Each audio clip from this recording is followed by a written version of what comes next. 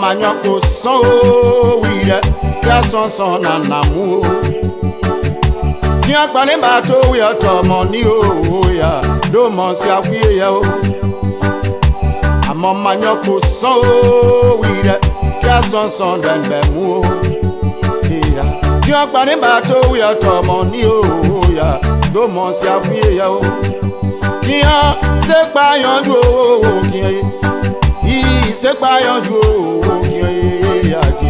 Sapayanju ka o kiyan ma si apayanju o so si olele ya si olele o ya si olele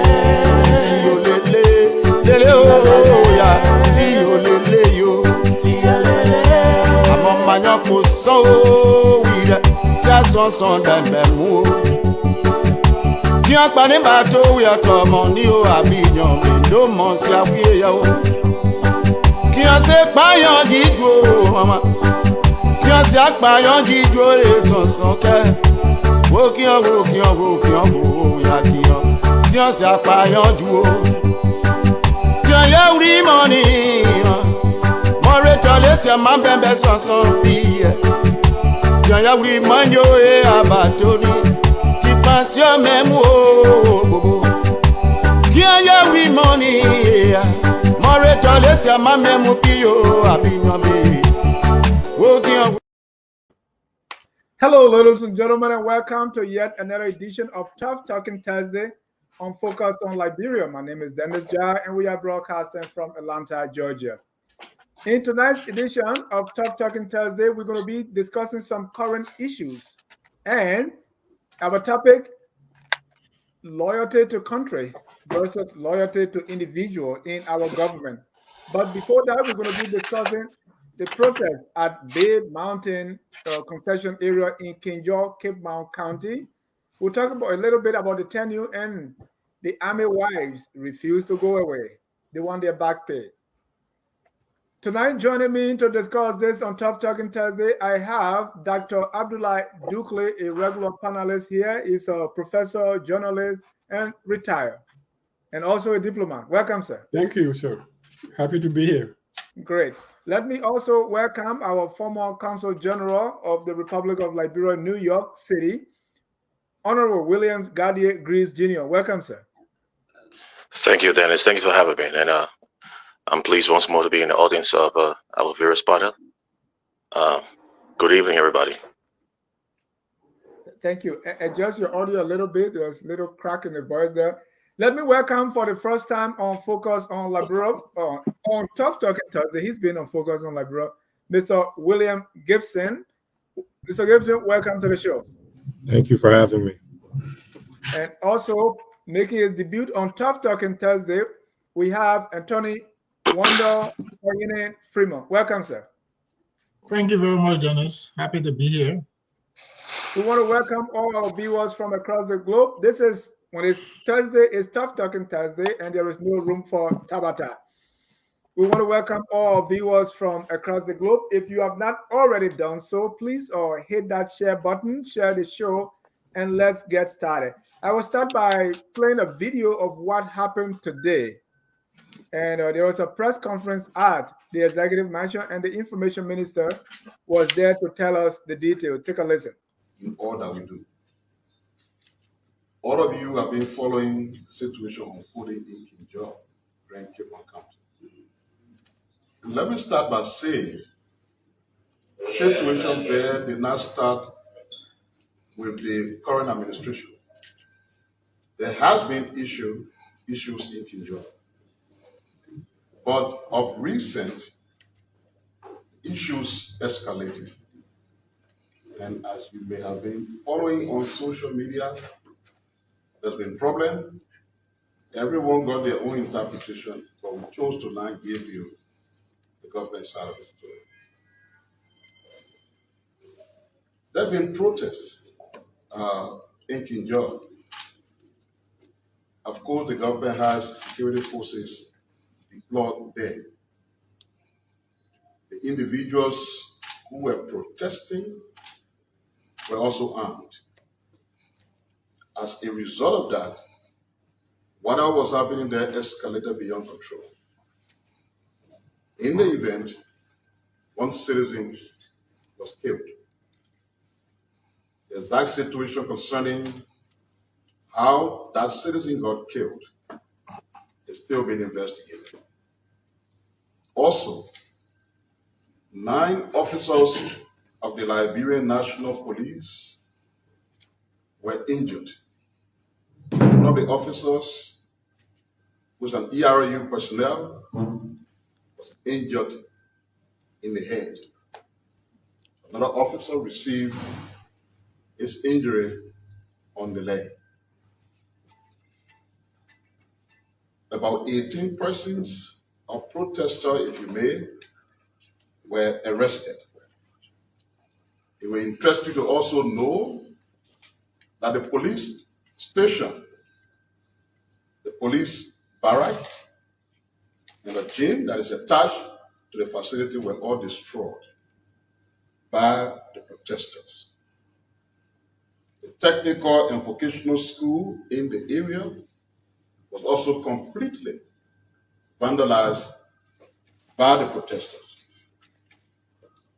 As we speak currently, the situation is somehow calm, but very fluid.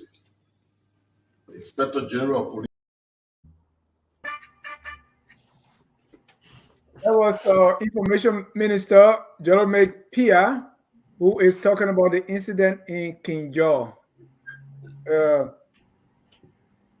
Very, very tragic, very, very sad. Let's welcome our governance advisor, Mr. Adme K. Salif. Mr. Salif, welcome. Thank you, Dennis. It's a pleasure to be here. I mean, you are from Bombing, Cape Mount, and Bapolo. There's trouble in Kinjor. What did, I mean, I know, did you talk to family members, everyone okay? Yeah, I have a relative who lives in Kinjor, who went there because of the mining activities and has been there for years. What I gather from his perspective is that it's not good. It's still very tense. Citizens are very confused. People are saddened by the situation. This was a situation of, people having grievances with this company and expressing their grievances, hoping to get some results as a way of negotiation, even, as happens in many such situations. And it turned out as tragic, as violent as it did. We're still gathering more facts, but what we just heard from the information minister there, that's the government's perspective. But when you speak to people on the ground and speak to Cape Martinians and people from that region, they're very disappointed because you recall how much citizens there supported this administration. So they see it as essentially the Unity Party, the new bucket administration having gone against them. That's just the way they see it right now. And the information minister tried to kind of speak to that quickly, like, hey, this is not us. It started before. Let me see where we get in there. Yeah, there's some. Yeah, I think it's coming from Honorable Greaves. But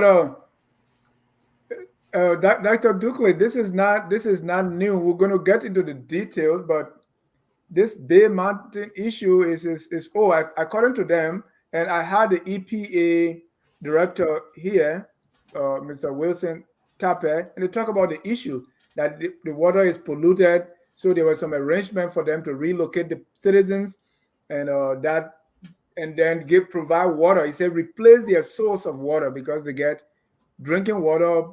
I mean, the river is so important to villagers. I was born in a village, so I know what that means. And these are still the concerns of the people.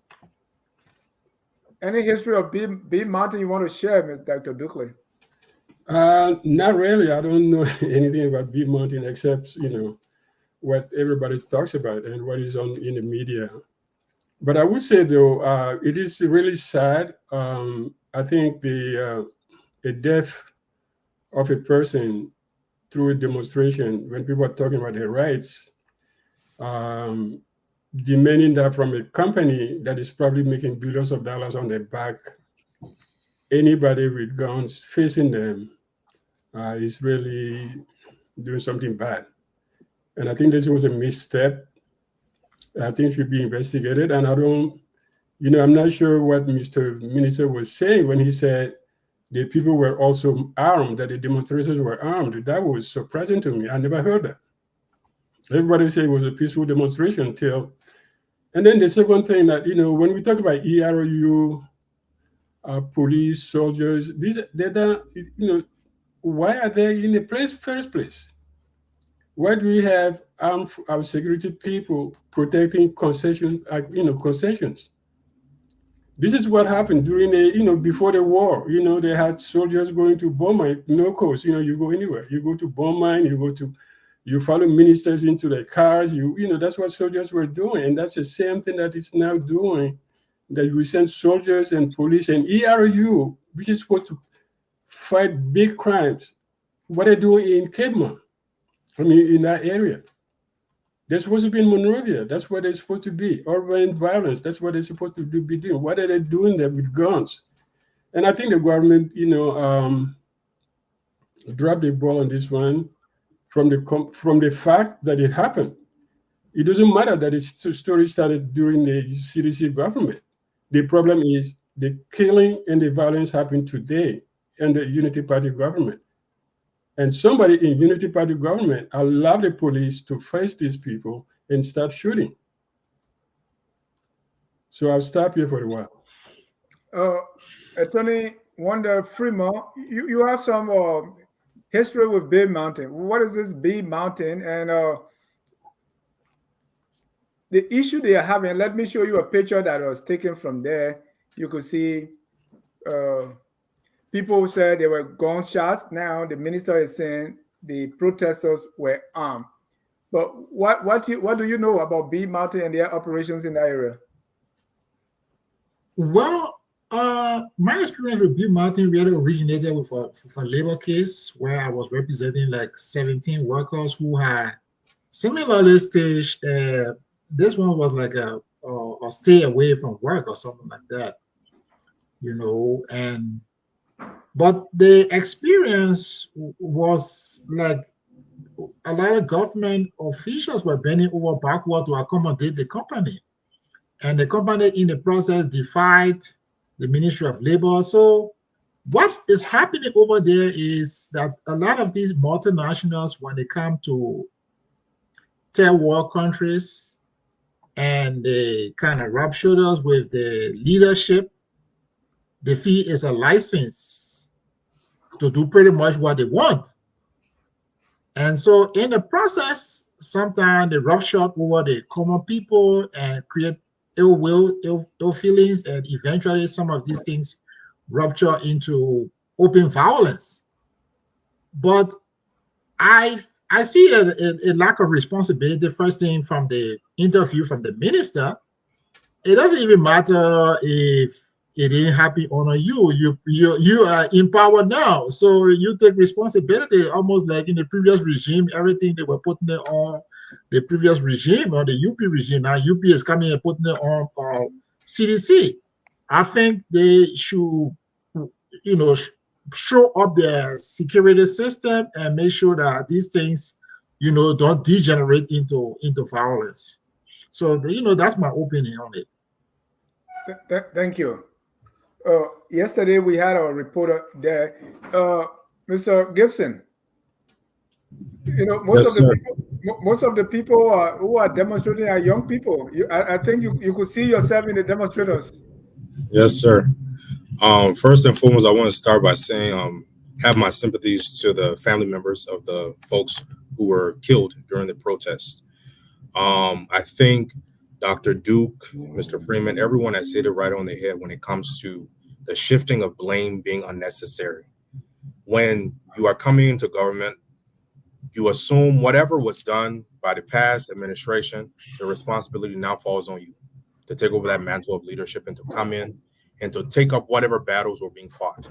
So if you knew you were coming in, your administration should have been aware of some of those hotbed of afflictions. What are some of these things that are happening in the counties? Keeping a pulse. And you won a whole lot of votes, the Boycott administration within Kipmount. I think they won Kipmount. So when you're talking about some of these places where you should have paid attention to those people's needs, you should have been checking in to see what is going on around the country, whether it comes to concession agreements, what has been happening. When you visited during the campaign period, the water crisis was still happening. The water was polluted. These were conversations that were continuing to have taken place. So the moment you had your senator that was elected from your party to serve the Kipmountians, you should have immediately said, you know what, let's set up a task force to review whatever is taking place before we got to this point of having a protest that escalated, because simply you had I believe from what Front Page Africa is reporting, they had a officer that shot into the air, into an open, protest. You can't do that. I don't know what the overall protocol is when you have a protest going on, what measures you have to put in place as a police officer. But if people are not armed, for one, like Dr. Duke said about the Minister of Information stating that they were armed. What arms? Which arms are you speaking of? You can't be very vague and then expect to win points by not stating the full argument of what was actually done. Until a full investigation is done, you can't come up and say people were armed. You have to come with the facts.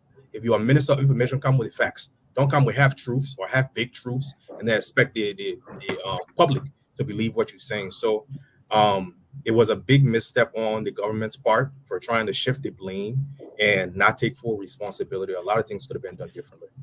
Thank you. So the minister said 1 citizen was killed, 9 police officers injured, 18 protesters arrested, police station and the gym near were destroyed by the protester.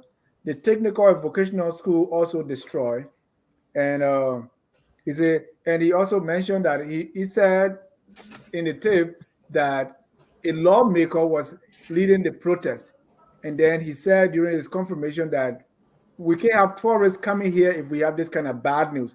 So he was more focused on how bad the protesters were and how, so most of the things being reported about the destruction, he pins it on the protester.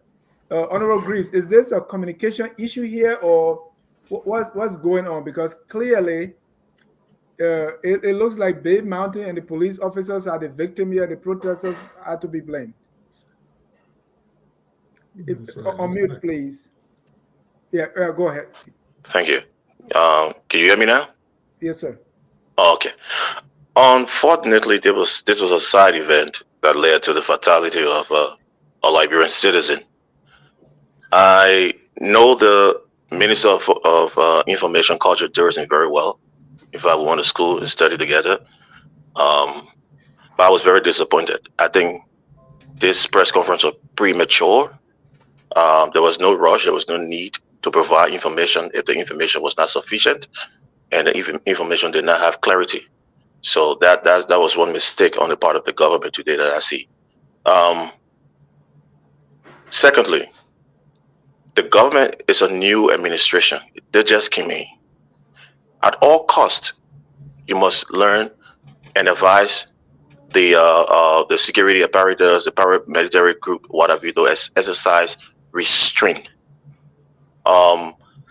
Their inner discipline that assure the public that the government is truthful to their own saying. The change, the fixes that they were talking about that they came. We were living this way before. They said they're going to make it better for us. They're going to change the way we did things. They have come in. And if you listen to the words of the president himself when he spoke at the intercessory ceremonies, he said what? We have not come to repeat the mistakes, but to fix the mistakes of the past. Is that me? He said also, people of this country must enjoy the benefit of their country and this administration. He said I don't want to be praised. I also want to be challenged and criticized when I'm slipping off the curve. And the last thing he said was that I jotted down was, every Liberian deserves the right to benefit the fruit of this country as Liberians. And those were very uplifting words, motivating us. So I was so excited when I heard that, and I made a commentary on that.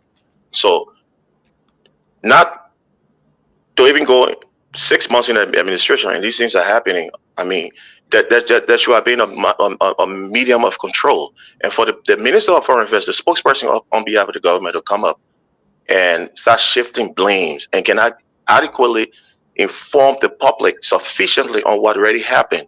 Because this press conference just created more doubts, it created more questions. And I think it has angered a lot of people who were sitting and giving the government a chance to say, let's see what they're going to do. Maybe they're going to come away and reconcile this process, this whole situation. But he just made it worse. And it's saddening to see that the government will take this route. And I don't want to join my brother to extend my condolences to the people of Bay District and the loss of their loved ones and friends. Thank you. Yesterday, FOL reporter was in that area, and we got a little glimpse of what transpired. Take a look.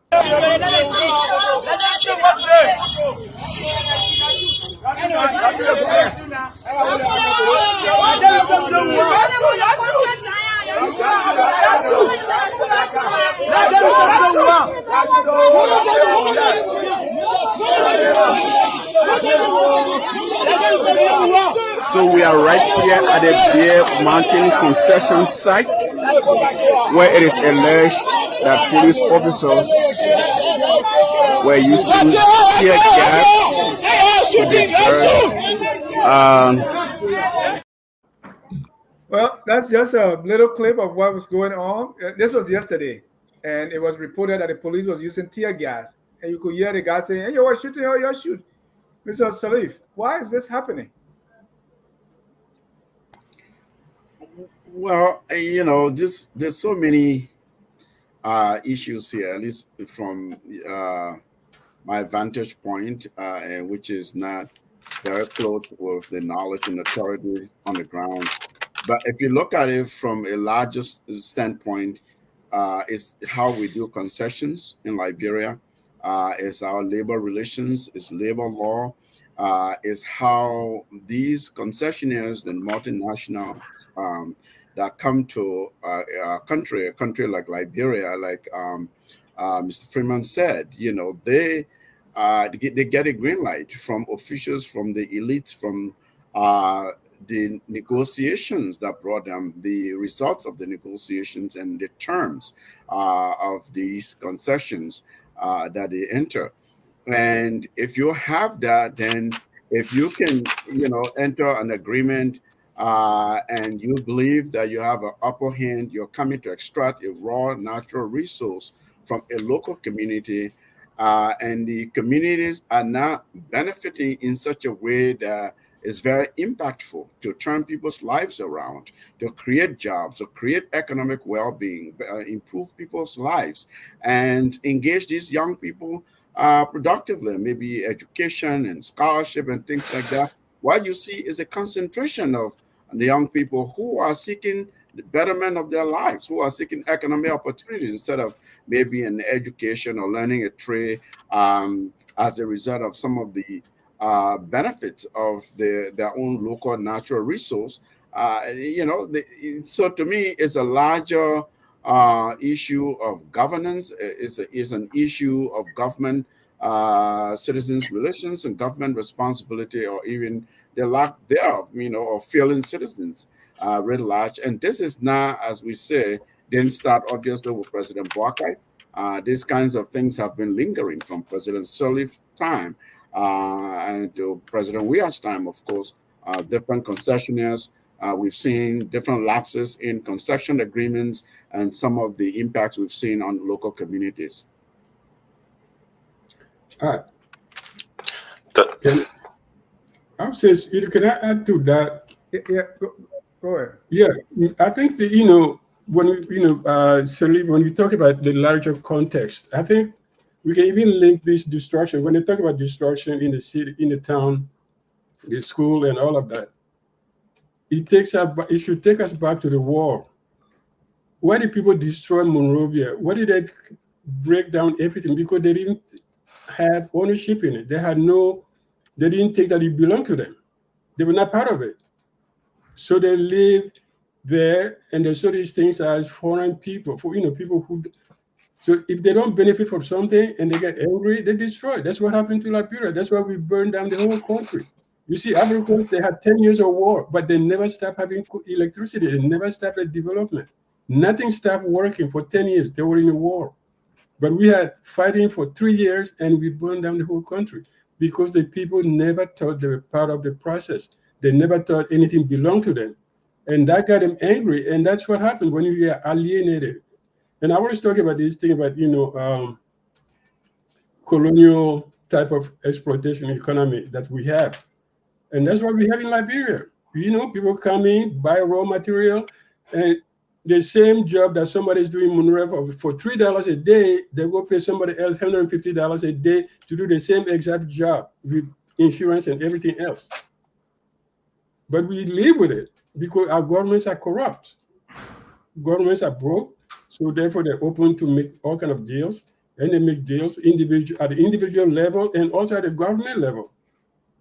What government looking at? Oh, my payroll is not ready for next month, so your company can give me $10 million. Yes, they take it, and they get away with it.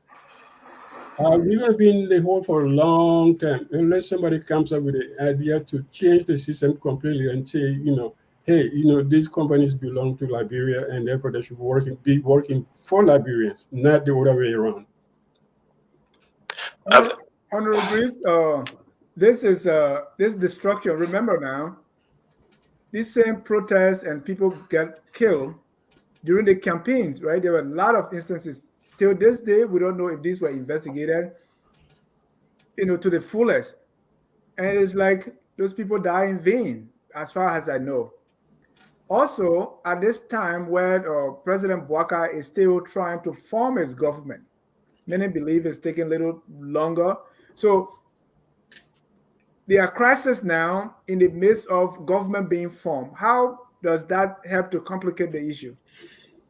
And that's the problem. That's the problem. I think I come from a different dimension of Dr. Dugley point he just made, and alluding to what you just said.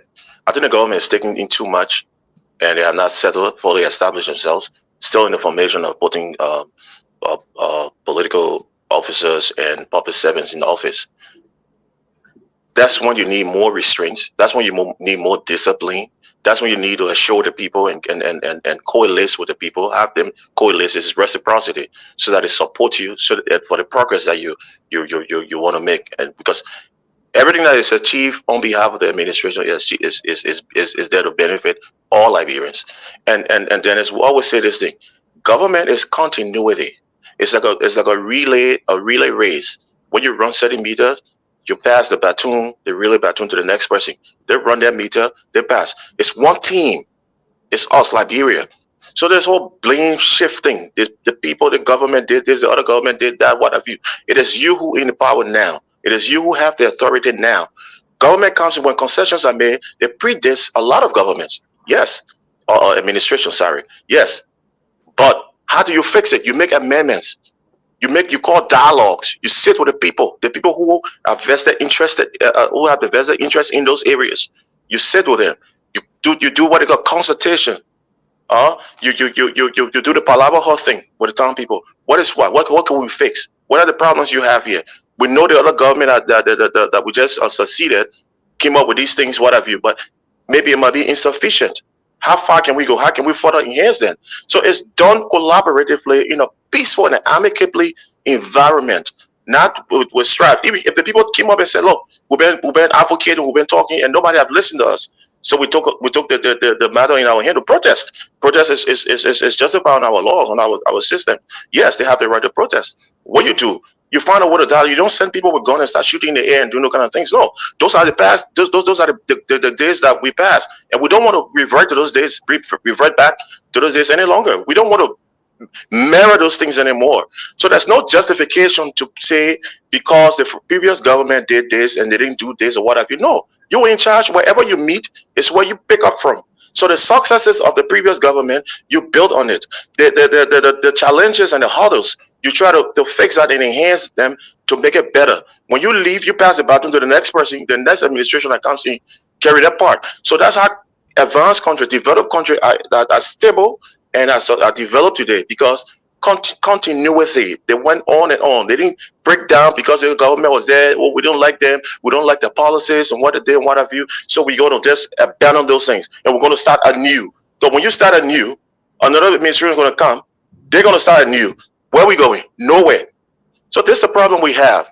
It's so disappointing. And I will say again, unfortunate that this new, and I'm sure President Bouaga is not fully aware of some of these things that are happening, because there are people who are acting and want to please, and some of the people you never know. So we need a thorough investigation. Instead of let's stop the shifting blames, let's stop blaming whoever did what, let's stop blaming the previous government or whatever, or administration or what. Let's investigate this matter and find, like you said, the other one going unnoticed, going unheard of. There's no penalties. There's no punishment. There's nobody been reprimanded for all the killings and stuff that took place during the campaign. And we have a country of laws, like we say, a nation that is built on laws. We have a constitution. We have democracy. We should be able to put these things in check. Thank you. Thank you. Mr. Freeman, as I said, we had the protests and killings during the campaigns, and we don't know what's happening. The Bouaga government was greeted by the Army Wives protest, which last year Ethiopia had Armed Forces Day canceled. Investigation was promised. I don't know how far it is now. Now we have this Bay Mountain protest, and there are other construction areas that are having the same issues. Do we, are we going to see more of these protests and some copycat event? And what do you think the Bouaga government is doing or should be doing? Yeah, I think Bouaga has shown utter lack of leadership. I mean, I see Honorable Greaves, trying to cut him some slack that he's not aware. But I feel like he has shown utter lack of leadership. Like I said, the Omer sleeping. Yeah, three things that Bouaga has shown that he's not prepared to handle law and order. The chaos with his inauguration, it should have been investigated. Some people should have been held administratively liable, and some people should have been criminally held liable. The misuse of money by the United Party people, it's easy to pursue people not in your party, but true leadership is when you pursue people in your party for wrongdoing and punish them. Bouaga dropped the ball on that. All our young people who were injured and hurt, some people killed during the election, he has not said a word about it. And now the army protest. So if people begin to believe that Bouaga is not in control, then people will want to take the laws into their hands. And self-help, that's how we call it, self-help. And self-help will lead to chaos. You solve these kinds of problems by having a proper investigation. If, for example, some people in the police violated their like standard operating procedures, you hold them administratively accountable and make that information available. If some people committed crimes in the process, those people should be arrested and prosecuted, and people should see it to the letter. So unless he starts to do that, we are going to have a situation where everybody will want to help themselves because the government doesn't seem to be in control. And everybody trying to help themselves is going to lead to more violence and chaos in the society. So to sum it up, I think he has to show leadership. When these things happen, there has to be like a public investigation, not the type of investigation on a WIA where he set up a committee and we hear nothing again about it. When that happens and people see justice happening and they begin to have faith in the system, but for now there is no faith, to people are going to resort to self-help. William, are people seeing an opening here and trying to exploit it?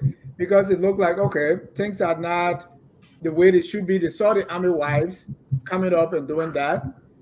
So these issues have existed. long ago, and why President Bouaka is trying to form this government is like, okay, this is our opportunity so we can get the much needed attention, because people are not really focused on us. The government is not formed yet. In fact, there is no justice minister. So are they taking advantage of a loophole here that they are trying to exploit? Yeah, I don't think they're taking advantage of a loophole, right? I think they're seeing what has been practiced, right, with the Army Wives, for them to have started their protest and what led to it.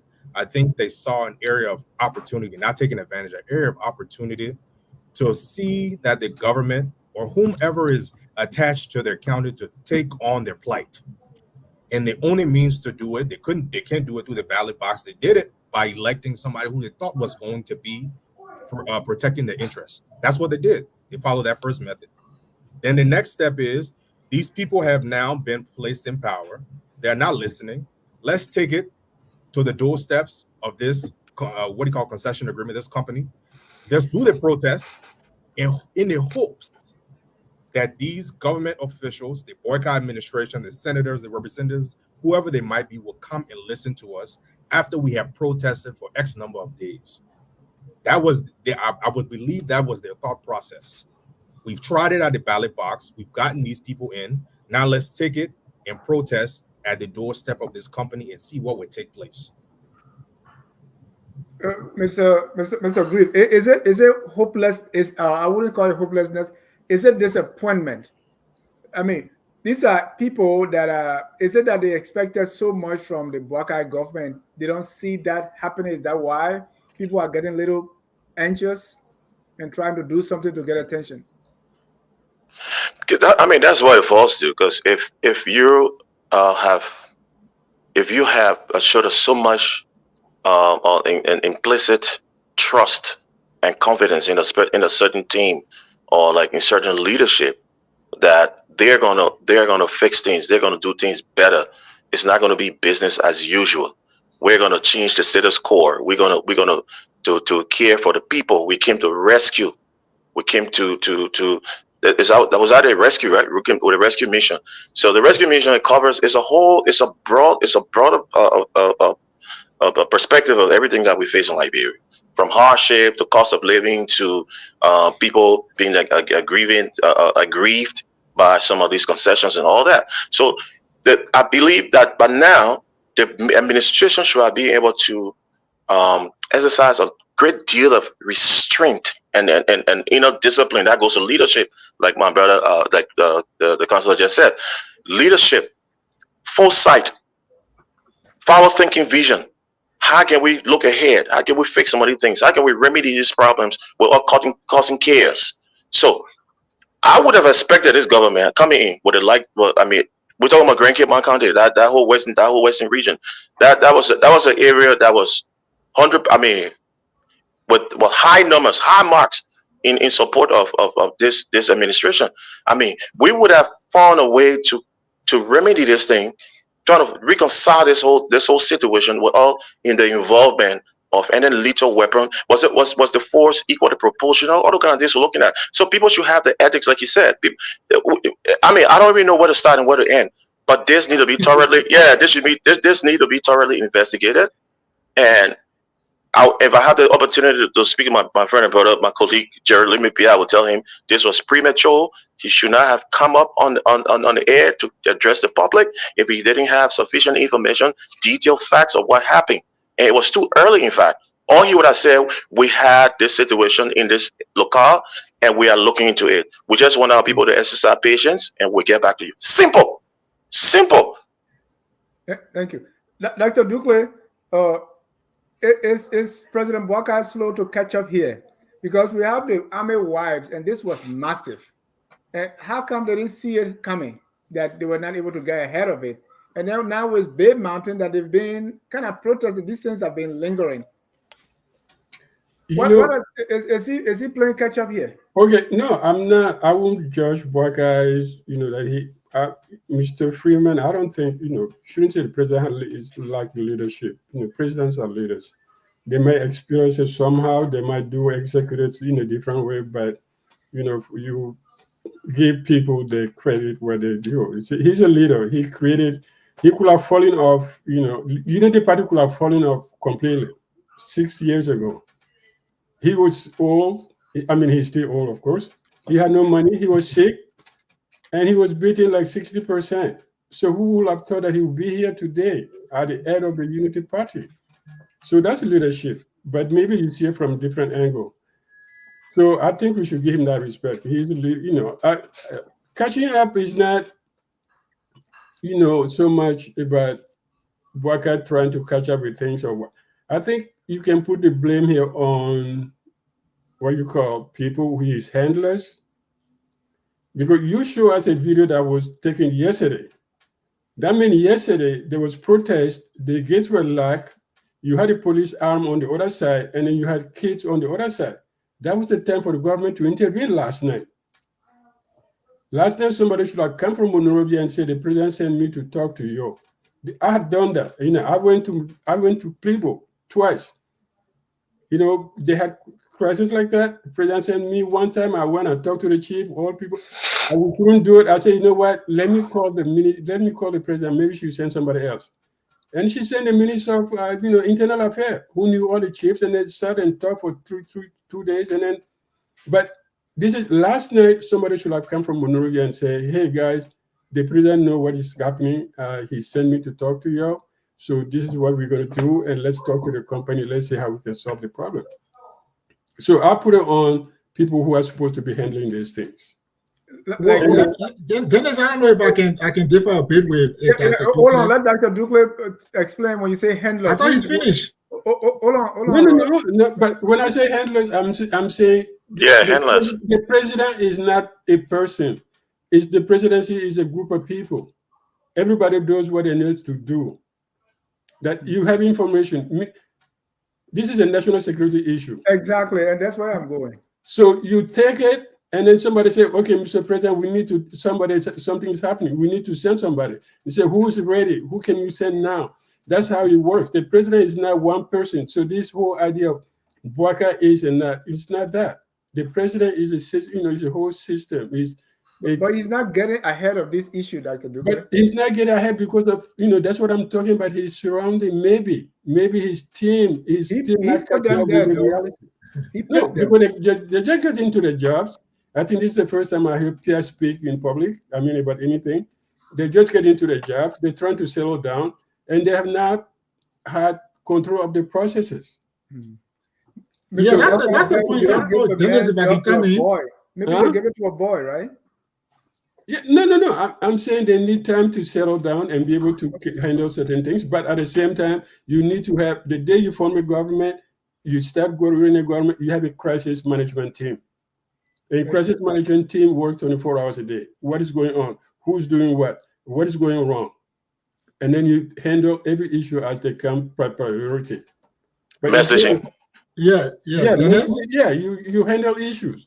So you have the president has to have a crisis committee, crisis group around him all the time. It doesn't have to be the minister. It doesn't have to be anybody. It has to be anybody that he wants to or she wants to. But definitely, I say, yeah, Boubacar got leadership. He was able to recreate a dead party. He came out and won an election. Also, broke and sick and old. He still won the election. Thank you, Mr. Freeman. Dad. If we go by your formula, we will not be able to hold any leader accountable. No. Because the fault will always be on the handlers. And secondly, winning election is not necessarily a demonstration of leadership. George Weah won election. Did he demonstrate leadership? No. I said no. I just rhetorical. I said no. He won an election, but he never demonstrated leadership. And there are so many ways you can show. I just mentioned you, leadership is not going after the other party. In his own party, people squandered money, $365,000. He took no action. That doesn't sound like leadership. His own inauguration program was a total flop. He is yet to take action. That doesn't sound like leadership. So he has not demonstrated leadership. That Yeah, and if we use your formula, then no president is accountable because we just hold the handlers accountable. So, I mean, let's call a spade. For me, that's the kind of president I am. You know, I just call a spade a spade. You know, I don't need to beautify it. I think he's demonstrated lack of leadership. I believe that when the people do not see hope, that's when they resort to self-help. So if they believe that they could take their case to the superintendent, or they could take their case to the police chief or whoever and be solved, they will not go to self-help. But when they look around them, and that, mind you, there is a culture already in Liberia of impunity, exacerbated by 6 years of lack of leadership under George Weah. So from the get-go, Bouakai should start demonstrating leadership so that people can have the confidence to take their case to him. But if they don't see leadership in him, they are going to resort to self-help. And once there is a self-help, there is going to be a general chaos in the society. Let me go to our governor's advisor here. We're talking government here. Mr. Salif. I don't agree with you. All right. After Salif, you come in. Okay, but I'm listening on this. I'm doing something. I'm right here. I'm listening to you, Sheriff. Okay. Yeah, well, you know, the different perspectives about this. I don't necessarily agree with Dr. Dukley that, you know, okay, blame it on the handlers. Otherwise, there will be no accountability of any office or any minister or any particular handler, quote unquote, right? And so, this one thing I want to register here is when an administration is forming, particularly in the context in which ours is happening in Liberia, with the previous administration, the preceding administration, whose record are very checkered, whose citizen relations was very poor. People are very hopeful. You come in and inspire hope and say, we're here to rescue you. What are you rescuing? Those things some of the other panelists were mentioning here. You know, as grievances that were unaddressed, you know, environmental impact assessment that wasn't done properly, social context analysis that wasn't done properly in these villages, bad concession contracts or agreements, bad concessionaire behavior, things like that. You know, you say, we'll rescue you from all this because there were incompetent people here, and there was an incompetent administration or an administration that didn't pay attention to the citizens. We are here for the people. And if going by the election is anything to judge by, to say citizens were really fed up with what they had and they were hoping for change, a really massive transformational change that they were yearning for. And then the election gave it to us because you saw the turnout, for instance, and you saw what happened. I mean, people were enthusiastic. They could do anything to get George Weah out of office, and they did. And so when you come in, we expect you hit the ground running, right? You hit the ground running. The way you do that, you ought to demonstrate, no, we're more competent, we're more experienced, we know what we're doing by placing strategic people to places, people who would have the experience and expertise to hit the ground running. Hit the ground running means we don't have to give you 30 days or 6 months or 1 year to settle down. We can't keep saying, oh, they just come in, they just start in this. Because for these poor citizens in Kinjal, these issues have lingered. Some of the issues shouldn't even have been issues. It had the concessionaires' behavior been proper, consistent with a solid contract in a way that protected citizens, protected the land, protected the environment. You wouldn't be talking about relocating a village because that construction activity wouldn't have been happening there. You would have done your environmental impact assessment initially. EPA would not be coming now to say, well, this is, you know, we see environmental threats here. This village ought to move. Okay. Yeah, I'm not here to suggest that you can discover new minerals or new natural resources somewhere and the village is sitting on top of it. And then you make the assessment that this is going to be beneficial to the country to these very people, to this very district, this very county. And therefore, we believe it's in the best interest of this county, these people, this country, to relocate this village, for instance, as just one of the areas of contentions, right? You could do that. The way you do that is really truly sitting with the townspeople, educating them about the benefits, why this is important, how we want to do it, what are your concerns, all of these things. Okay, so granted, none of that happened. Now we are at a crisis point.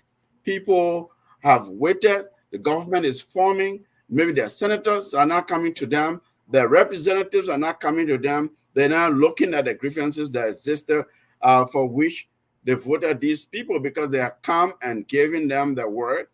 They said, all right, let's protest. Maybe by protesting, we'll call their attention, right? The way you manage that crisis, to us, it tells us, okay, now these people know what they're doing here.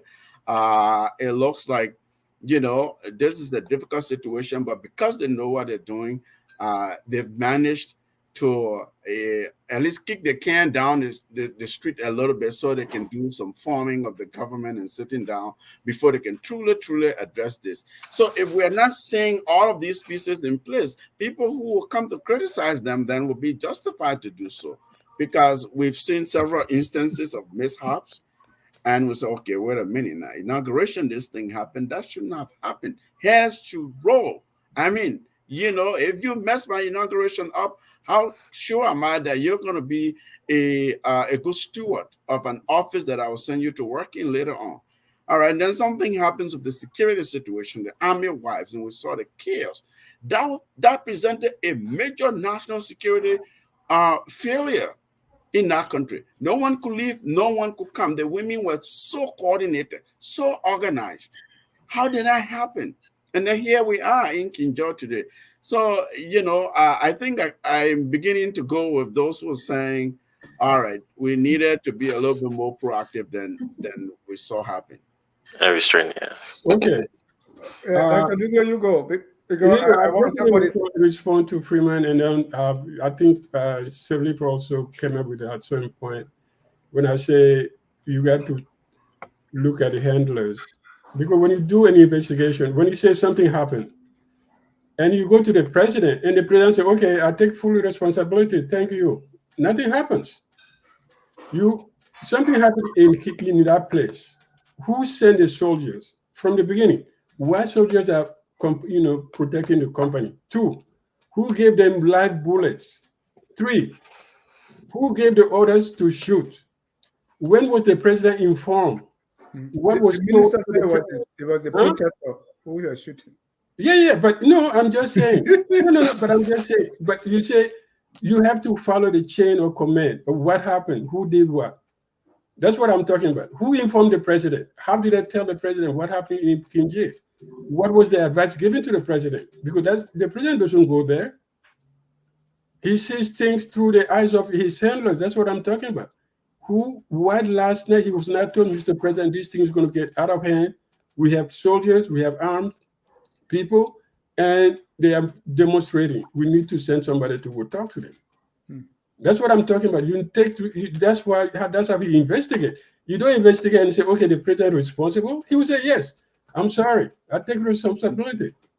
Like Macky Sall is doing today. White people are dying in the streets. Thank you. That's what I'm talking about. I'm not saying he's not responsible. Overall, yeah, it's the presidency is responsible. The presidency is responsible. And that includes the agents of the presidents who are supposed to follow these things and alert him and take the appropriate course of action. Whoever gave the order to shoot in the air should be asked to resign tomorrow. Something like that. Mr. Salif talked about series of mishap, and I've had that in close quote, right? So President Boubacar is forming his government, and with his level of experience, you are very strategic because you know what the country needs, you know the issues that are happening. So you are starting with people that you need to work right away. There's an issue with the tenure job, something that Mr. Boubacar himself has created. It went to the Supreme Court. Now we can go further because there's no justice minister. Did Mr. Bouakai not know that these are the people you need from the get-go? Your justice minister, because we are coming from a place where we say unexplained debt. That's the one we used to say under President Weah. So you want to come up, with that kind of mindset. So with the issues that are happening, why didn't Mr. Bouakai anticipate these things and form a government strategically to be able to, in Mr. Salib's word, hit the ground running? We saw the issue with the two deputies. Something happened at Health Ministry where the former Representative Royal Duma, they say his name was replaced. When the president, and then later on they said, well, the Cornelia Kratuba, who is the Deputy Presidential Affairs Minister, is responsible. In fact, news came out that she was suspended. When the president came up, he did not speak to the issue of the double, names at the. He only spoke to the issue with Cornelia Kratuba not being suspended. Right here in America, I think it was Hillary Clinton when they talk about that 2 a.m. call, right? Now, with the government being slow to form, we are entering crisis mode. Let me go to Mr. Gibson here. Let's look ahead now. What should President Bouakai do? How do we fix this? He hit the ground walking. He hit the ground running. He hit it walking.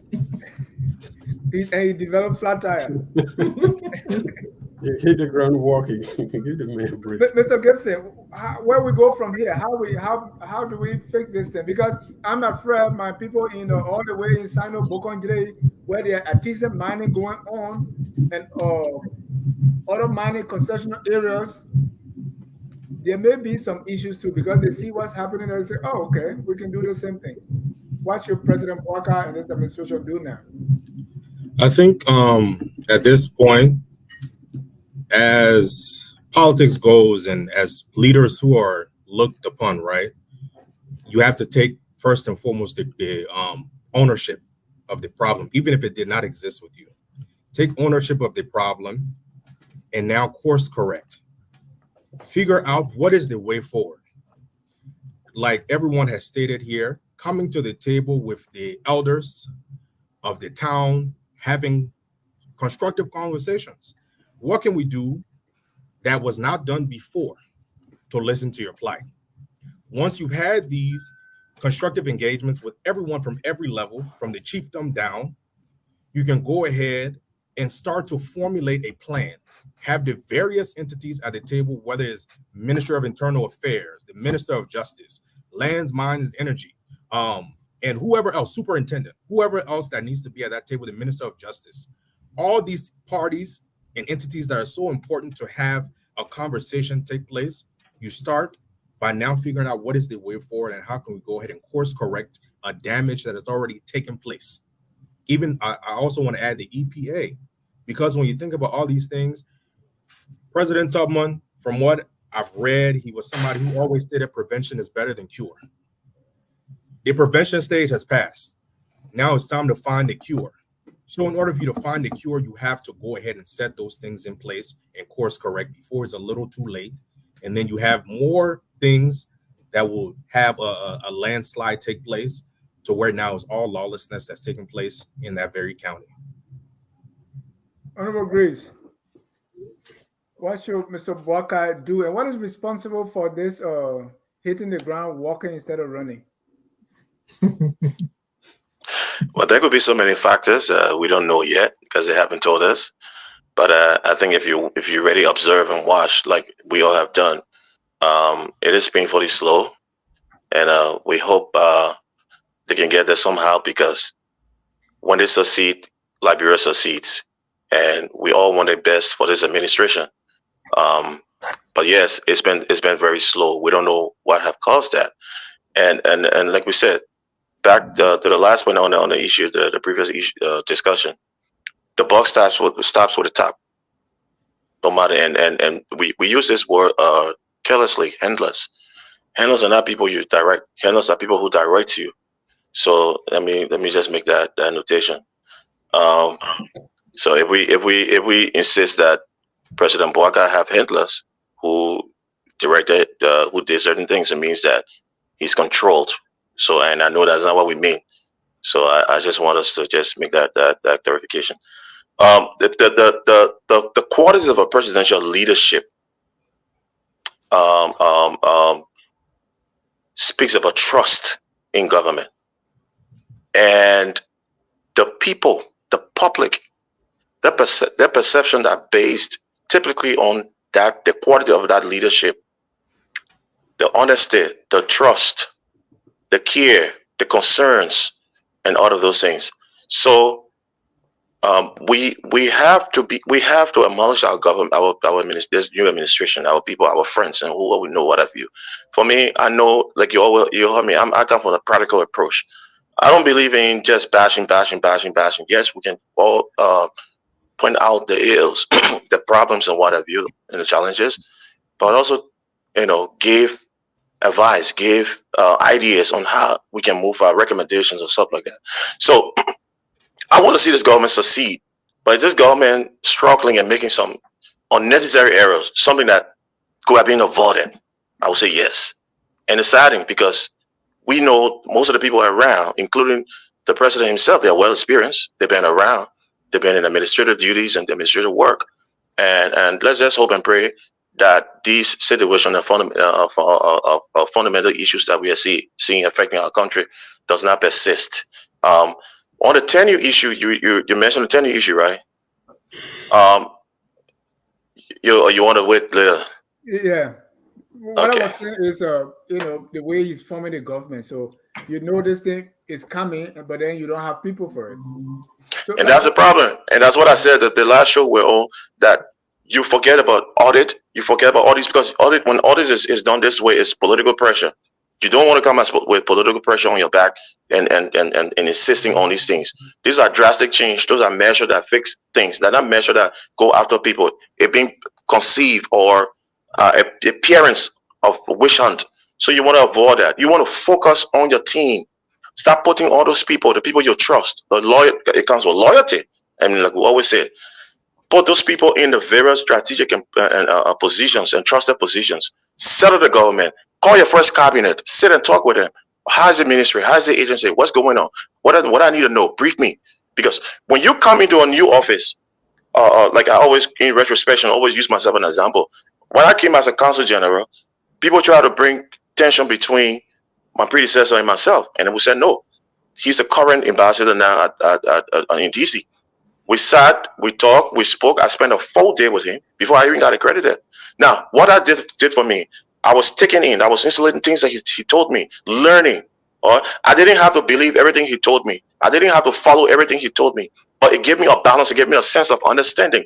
Then I fed from the staff. Then I fed from other people from the Ministry of Foreign Affairs who have vast knowledge in these areas. Now, as I sat over the period, I was able to form my own understanding, my own discernment, and how to move, make my own decision independently from all of those people that are around me. So the government needs to stop this urgency and putting themselves. They're putting too many burden unnecessary on themselves. Take it, chill, take your time, establish yourself, sit down. I think that would help a lot. But most of the unnecessary tensions, yeah. Mr. Salim, let me come to you because you have told us before that we have a people problem.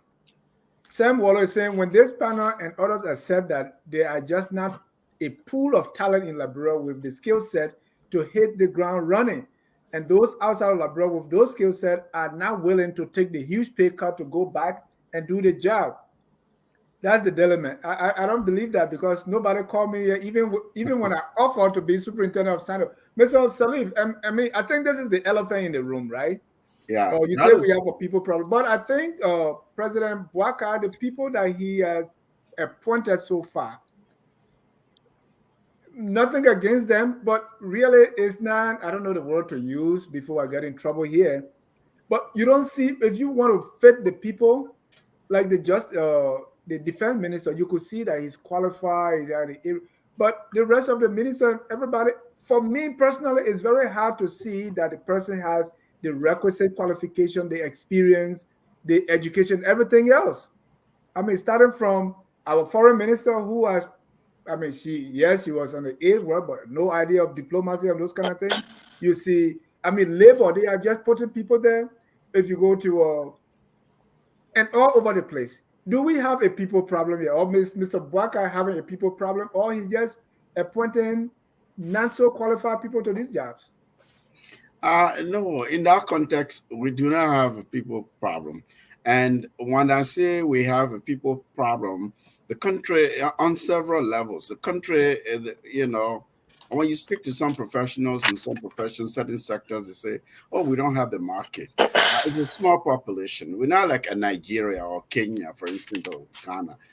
Nor do we have to be like those people. But in certain areas, you don't have a kind of high, large pool of highly qualified individuals that you can dismiss one government 100% and then pull from a brand new set of people without battering with those people who have been there, right? Not that that's necessarily the right way to do, but other countries do that. So we have that challenge. When this is not to say we do not have qualified, let me be sure here, we do not have qualified, competent professionals in Liberia, because there are. You have one of them here, Mr. Freeman. I had the opportunity of meeting you in 2018, I believe, briefly. We do have many qualified, competent, trained Liberians inside Liberia who never left maybe they left to study, maybe they went for a brief study or something, or did all their studies and education in Liberia, have traveled, and they're there. We also do have the diaspora. We cannot ignore that.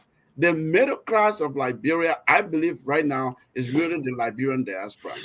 Again, not to say everybody in the diaspora is so qualified, so trained, so educated. No, there are people right here in my own Brooklyn Park, Brooklyn Center, Minnesota, who will speak the worse English than my uncle from the village.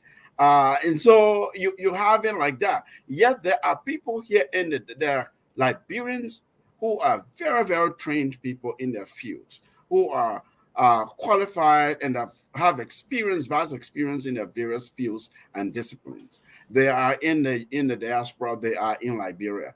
Now, if you want to come to engage in, what Kofi Annan used to call larger leadership, like mega, dramatic, drastic, transformational change, you ought to set the tone initially, so that citizens both at home and abroad will see and say, yes, this is not business as usual. This looks like something we've never seen before.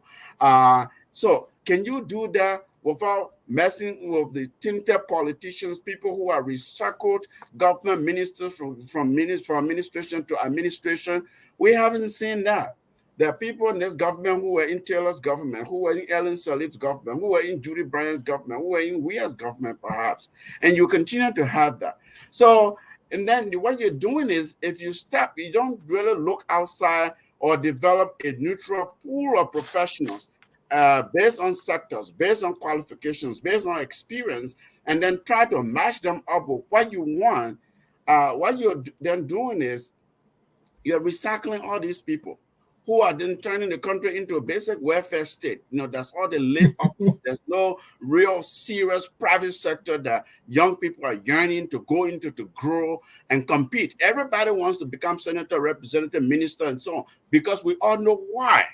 Okay, so when I say we have a people's problem, those are some of the issues that I'm talking about there. So there are many others we could talk about, because when you touch these things, you get in trouble with your friends, your relatives, and people who are enjoying these things. They think you are envious and jealous, perhaps because you're not in government. They will tell you you're not in government, you do not understand. But Liberia, the problems we have, where we are as behind as we are, I don't want to say backward, but we are way behind. This is the 21st century. There's some basic things we could be doing, we're not doing, let alone to talk about making progress, the type of progress and competing with our peers and others.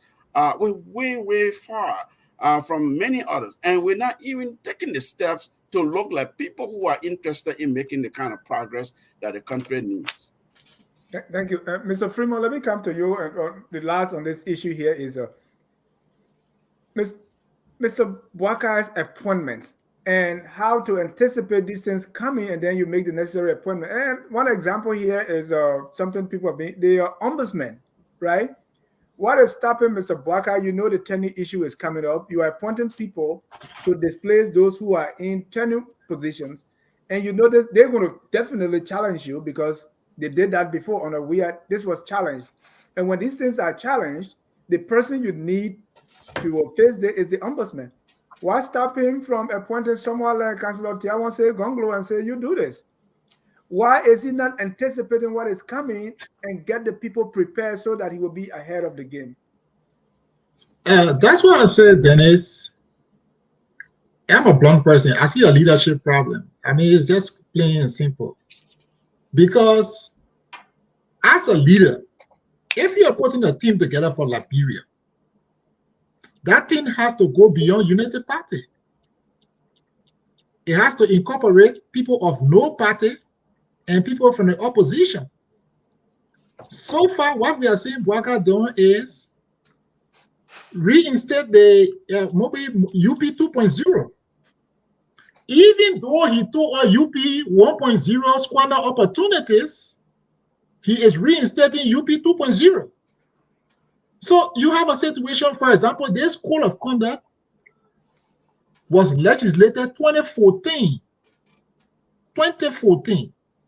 So the first UP government had 3 years to implement. So let's agree the squander opportunity. That's what Bwaka said, Ellen squander, but not him. So fast forward, he is there now. What is stopping him? He is nominating. What stops him from nominating? And then providing necessary logistics. But I tell you what is stopping him. He is not fully committed to accountability and transparency. He demonstrated that from his asset disclosure. He still got it secret. People say, oh, he's a modest man. He's not corrupt. Why would somebody who is not corrupt be hiding his asset? I mean, I'm shocked. You know, there's some very common sense thing that you can look at. Why is he hiding his asset? So he's not committed to transparency. He's not committed to accountability. So he knows that when you set up the office of the ombudsman, and if it is truly independent, it will checkmate some of the activities in government. And Mr. Bwaka is not committed to having his government checkmated. So just like UP 1.0, they had 3 years to institute the office of the ombudsman. They did not. Of course, George Weah had no time for that, so we don't waste our time with that. And Bwaka came back now to correct the opportunity that was squandered, and he is taking forever to institute the office. But at the same time, he is taking action to remove people from position so that he can put partisans and what have you. And I don't see where he's going with that, because we have several Supreme Court cases that have already answered that question. So I see a lack of leadership, and I believe that the country has trusted him. He needs to measure up, because if he continues like this, everybody is going to help themselves, and that is going to create chaos in the society. I think last night you guys were talking about this, how long it took some presidents to form the cabinet. 57 last night. I remember you guys were talking about that. Yeah, somebody called and was talking about how it took this person 59 days, 69, 90 days for Trump and all of that. So the government is not complete yet. I think it's, this badgering, qualifying things. He's not committed to this. He doesn't have that. It's like, you don't have theories. These are based on your so personal perception. And I'm not sure if I can take it seriously. I mean, it's like, okay. You can take he don't do this. You cannot criminalize an action that has not happened. I mean, just a budget point of that, Dukley. I wouldn't call the president. I wouldn't say the president's incompetent, and I wouldn't say he's lacking leadership. It's just that everybody got their own way of doing things. And the good thing is that we have the opportunity to sit here and we can expose the ills in the society, especially in the administration, and talk about it. So the more we talk about it, I think they're listening, and then they can try to double up. Because look, this is a thing that happened with every administration around the world. It's not just unique to Liberia. we have the problem where every a new presidential administration promised the people to nominate highly talented people, well qualified people, what have you. Now, the perception, the understanding of the president who is talking about qualification is diverse, is different from the public own perception on what is qualification. So we outside, we want qualification to mean this. The president is looking at it from a different dimension. Qualification to me is somebody who can be explicitly in a way that they will give me unwavering commitment to my agenda and my programs to implement that. And see, and that's what we are getting to now. Yeah, and that's why that Ronald Reagan said before in the past, and I stand to be corrected. I think it was Ronald Reagan or somebody else who said quality in government, in administration is like the beauty. It is in the eyes of the beholder. I think it was some little joke he made and everybody laughed. But it's something like that. It's So it's the president. I don't disagree with you. I don't disagree totally with you. I'm just saying. Just 1 second. That that personal. I don't like personal attacks on people. I like policy issue. I discuss policies, and when you come personal, and then you start to characterize people, and then you start to criminalize some of their actions, that make me. But Mr. Graves is my little brother. He's a diplomat. He always liked diplomacy, so I give it to you. That's your way of talking. But I don't, I don't fall into that, personal attack and personal characterization, because then you criminalize people without really knowing them, without knowing that, the course of action. Oh no, I was not attacking anybody personally. No. Did I? I'm agreeing with you. Dennis, before you go it's real quick before Mr. Gibson. I think the president's comment, I guess I didn't get to that point about diaspora people not being incentivized or they can't afford them. So those who are available are the ones who the president is inviting to serve in his government. I disagree. No one has called anybody. All of us around here, all of Liberian professionals in all different fields, health and the education, you can name them. They're all here. Some of them even raised money. Some of them contributed. Some of them offered advice, done things in the background. No one has called them. No one's called me. It's not like I'm, at the top of the list. But I put myself doing. So they're not looking. They're not looking beyond. I don't believe that we've seen on all these lists that have come out any prominent Liberian diaspora person who was invited solely because of their experience, their education, their expertise they can contribute to the country. Right. And then this president has been on record during the campaign to say you can't do it in Liberia without involving the Liberians in the diaspora. That's why we need everybody at home and abroad. Right. And like Liberians have been your city mayors here, they work in city council. We were expecting some name or talk to them, even if they don't accept. But so far, I've not heard that. And when I saw the names, GSA, nothing against the people that are there, but it appears that, as Dr. Douglas will always say, this is the thank you people. But there's a story of, when you get to a town, the person you hear the most, the first person, if you be in a village, when you get to a village, either early in the morning, what's the voice that you hear? The rooster, right? Mm-hmm. So the rooster is very loud. The rooster is always talking. Before you go to bed, the rooster. So you will believe that the rooster is all that, right? But go see where that rooster is sleeping. Sometimes that's how things are in Liberia.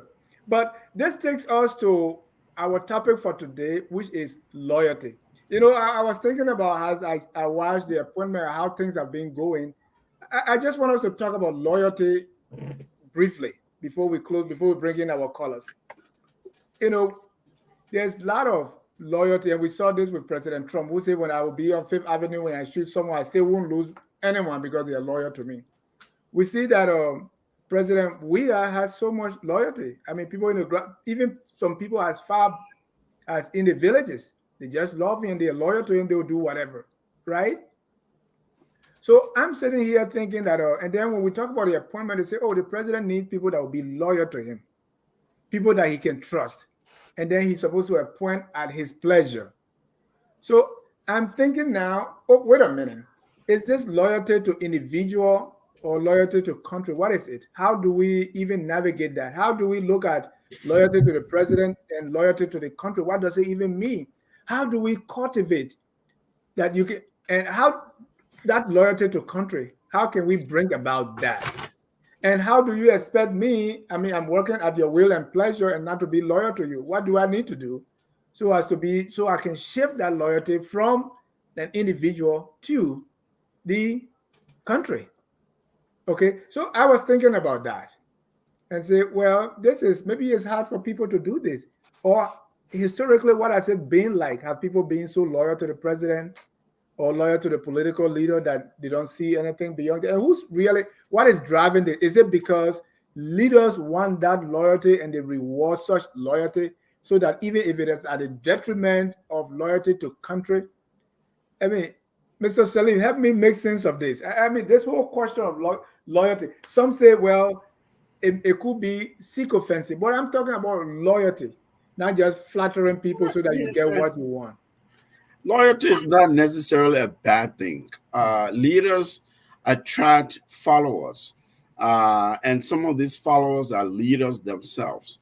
And so over time, you build trust by proximity, by people's demonstration of integrity, honesty, how or what role are they playing around you, let's say in a political institution, a political party, or just believe in the president's vision for the country, what type of leadership they want to provide for this country. And the people who believe in that vision, in that philosophy, they buy into it. And they truly, because we've seen other countries, not just a Liberia thing, right? They say when you're forming your team, you're looking to see, yes, people who are competent, who can do the job, but do these people, do you trust them? Do you trust them to the extent that you can, entrust them with this institution, this sector of the work? Do they believe in the vision? Do they believe in the team also? Do they believe in the country? That those who undermine their own country, they're in it for themselves. So you're looking for all kinds of characteristics and attributes. We always give example of here the U.S., right? For example, here, I was watching this United States of Scandal on thing with Jake Tapper last night, and he was talking about how people believe in what's the guy named John Edwards, with all that scandal, how this guy, his aide, who so believed in his vision, who so believed that this man is a presidential material. He loves the country. He's going to change this country. And so he was loyal to him. So people are loyal to people. Now, what we see in our context, at least from my observation and reading of Liberian history and Liberian politics, is that we focus on individualism, the person, not the institution. We're not too institutionalist in that sense. Whereas, for instance, the President Weah, you mentioned, people were so diehard Weah supporters. They're not there necessarily because of the CDC. They're there because of this individual. If you remove former President Weah from the CDC, that party becomes a moribund party, right? We can name all kinds of other political parties or institutions in Liberia. That's just how it is. Why? Because we've come from a place where people believe in patronage. People believe in, it will take this one individual to help me take off or to break out of poverty and so forth and so on. And then therefore, they are loyal to that person. Of course, within that, you have to question yourself, are they in it for the country, or are they in it for themselves, believing that this person is their ticket to prosperity or to political power themselves? Mr. Freeman, sometimes people are loyal to political figures, so for instance, we have this, you kill mama, you kill papa, you know Bo, you don't know Bo, we agree, whatever. And sometimes it shuts people down from maybe picking the right leader because we're just loyal to this person, whatever they do, whoever they are, whatever their plans are, whatever they say they don't even have to say anything to us. We're going to vote for them. Or you loyal to the person for appointments and favors. Like, okay, you have to be able to swim in the proverbial poo-poo water in order to get XYZ. So your loyalty is to that person. We also see so that loyalty to individual. And because you are loyal, maybe when it comes to the point of, okay, do I do this to please the person, or do I do this to uphold the Constitution? And more or less, if people are so loyal in that negative way, they will do whatever the president or the leader asks for. How do we get our people, loyal to country instead of individuals? I think it is the second one, the one with the jobs.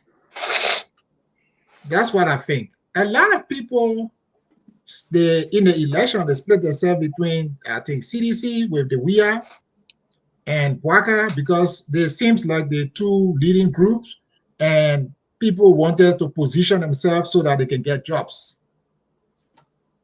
That's my reading of the election. I may be wrong. I'm not a politician, but I think that's my reading of the election. And so it's all about jobs.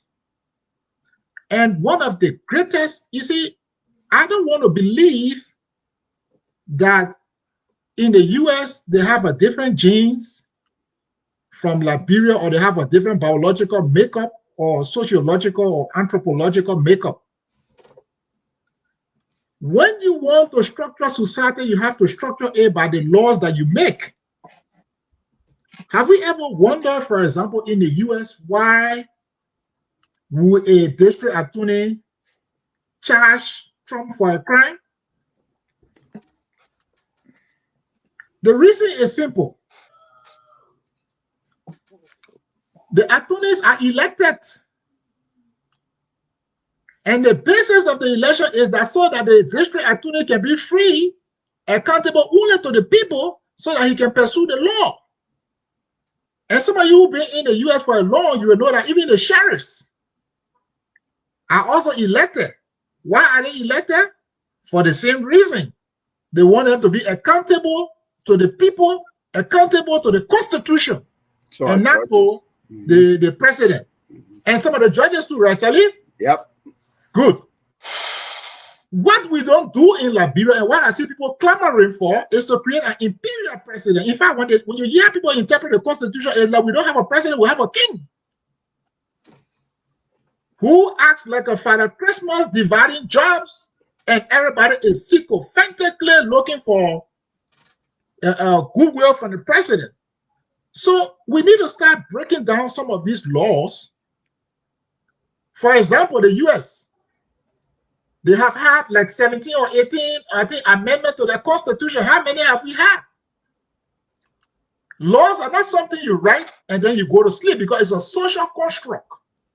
So when you write a law and you implement the law over time, you learn lessons, and you come back, you revise. So you should have like regular constitutional amendment or constitutional rewrite, or amendments and changes to your law. But we even have problems even accepting the law. Now we have Bwaka. He's promoted good governance through the institutionalization of tenure. And now because the tenure is not so working in his favor, so he turned his back. So I believe that we have to work on our laws, tweak them, change them, and then people will be accountable. Say, for example, you always mention being county superintendent. It's in our constitution that the president should appoint, but it was written in 1986. We have learned a lesson between 1986 and now to know that it would be better if they were elected. So that is it. My take is that continue to tool and retool and update your laws as your social experience improve. Update your laws so that it can work in the way that you want it. Because the other countries that are functioning properly didn't get there by accident. It was laws that they introduced that got the people to be not sycophantic, and not subservient to the presidency. But anyway, if that is correct, then at least we will have the people in the Senate and the House not being sycophantic. But we still find that. But let me go to Mr. Gibson on this issue of loyalty. Before that, let me quote our own man, Mr. Ahmed Salif. He said, "We have a constitution without constitutionalism, an institution without institutionalism." He will explain that later. Mr. Gibson, Yes. the issue of loyalty to country, to individuals, or to ourselves. Yeah, so I like to differ on the whole thing about loyalty and loyalty to country, loyalty to individualism. From me as I guess a Liberian on this side sitting and looking, there is no such thing as loyalty in Liberia. There is sycophancy. Whether we like to believe it or not, sycophancy has ran the order of the day from 97 up until now, is the truth. Let's differ and talk about the true definition between loyalty and sycophancy. What I've looked up and seen here, the person who always praises you and underplays your transgressions is not loyal. That is a sycophant. Somebody who is looking to gain an advantage. That is not loyalty in any type of way. Loyalty is being sincerely advised and discouraged or challenged when you are set out to make a mistake. So we've set the basis of this argument now for what I'm about to say. It's sycophancy as it's always been. It's been always a gain of what can I benefit from this overall support of this individual, of this party. That's what we saw in 97 when it said, you kill my mind, you kill my power, I will still vote for you. It was an advantage that people wanted to praise this person, even though they suffered as a result of this person bringing war to their land. They were sycophants. They were blinded by what they were going to benefit. Then you move on to this whole thing of we agree, or the we actions. These were people who were sycophants. You can't say that they were loyalty to their country. They don't believe in loyalty.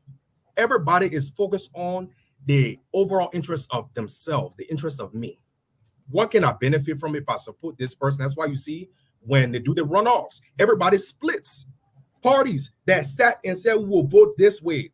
They make backdoor deals with Borka, and they jump up and do something different because they want to gain their own interest out of it.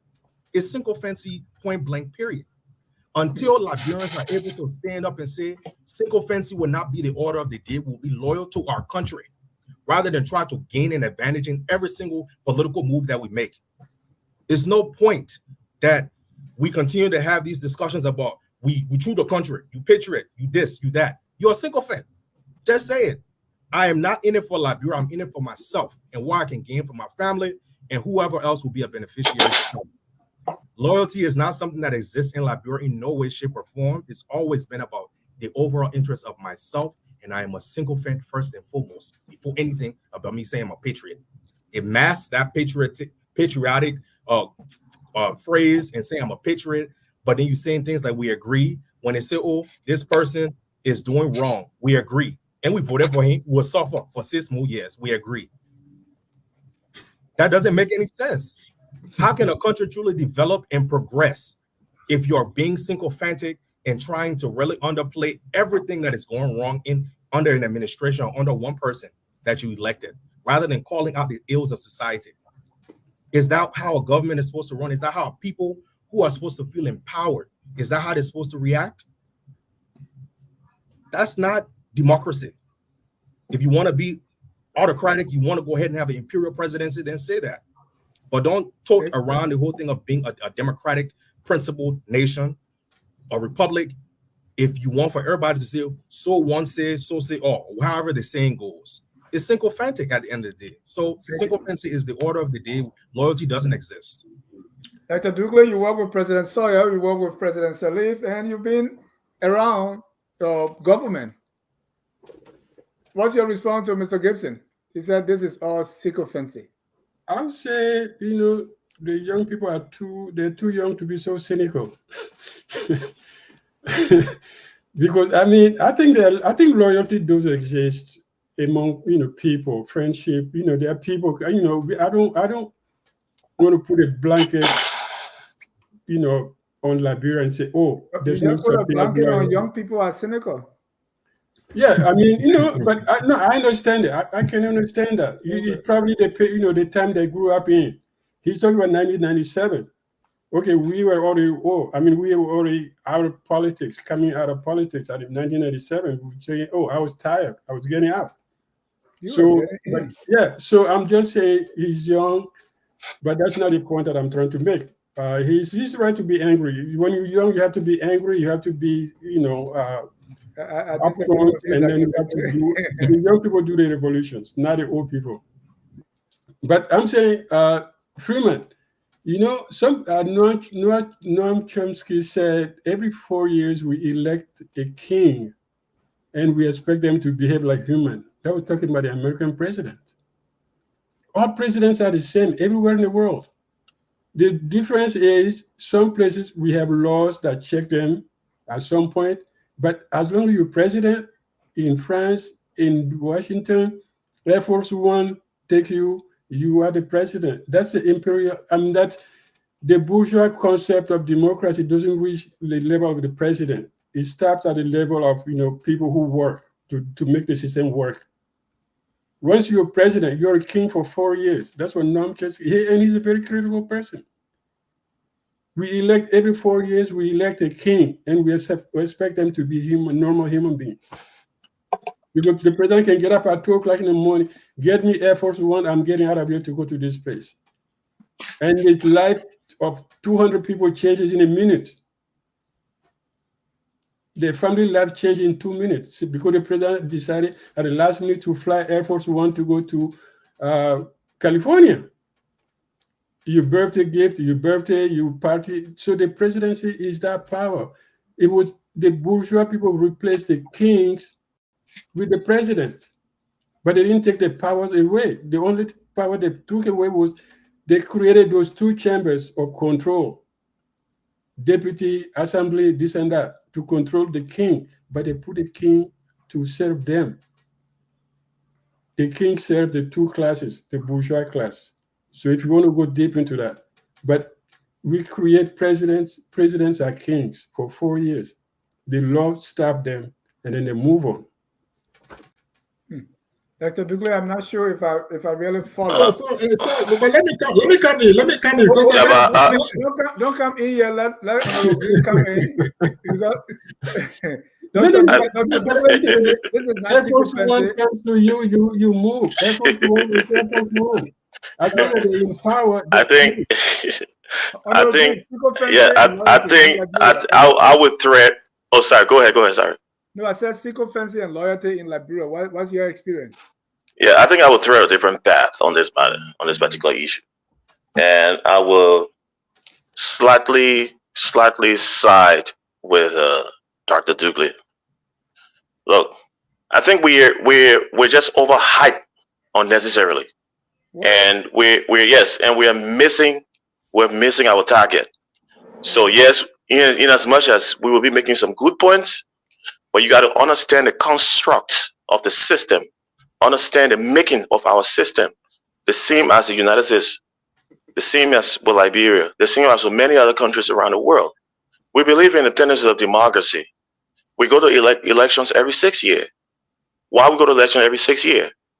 To elect a leader, one person. We do not elect a team. We elect one individual. That's what democracy says. And that person commit to us, the citizens, and tell us, if you elect me as a president, these are the things, these are my agenda, my platform, my programs to deliver this country, to move this country forward. We are a Republican state with 3 core equal branches of government.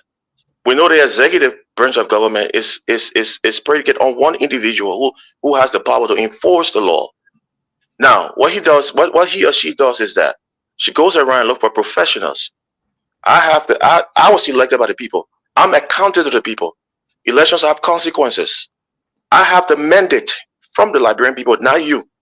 You are just appointed to assist my drive, to implement my agenda. Do not come with your own agenda. If you want to come with your own agenda, go run and let the people elect you as president. Then you call us, we'll come to you. But you come into my team. And that's why the Constitution so provided, is ensuring that in the Constitution that you are appointed with the privilege of the president, not the other way around, not the president having a lot of co-equal members and officials in the executive with him or she. No, or her. No, it's one person. And at the end of the day, if it goes wrong, that person is blamed. If it goes right, that person is blamed. So all of those people who are appointed are professionals who are come technocrats who come to help the president, advise the president agenda, the president program, and enforce it. Now, if you do not agree, and that is your commitment, that's your loyalty to the Liberian public, to the citizen, by abiding and helping the president's agenda. So the loyalty, when we say loyalty with the president, it's not the president going to tell you go kill, you go kill. No, you're not tied to that. Your president says go steal, you go steal. No, the president is telling you, I want somebody with unwavering commitment to implement my agenda, not your agenda. That's not why he hired you or she hired you.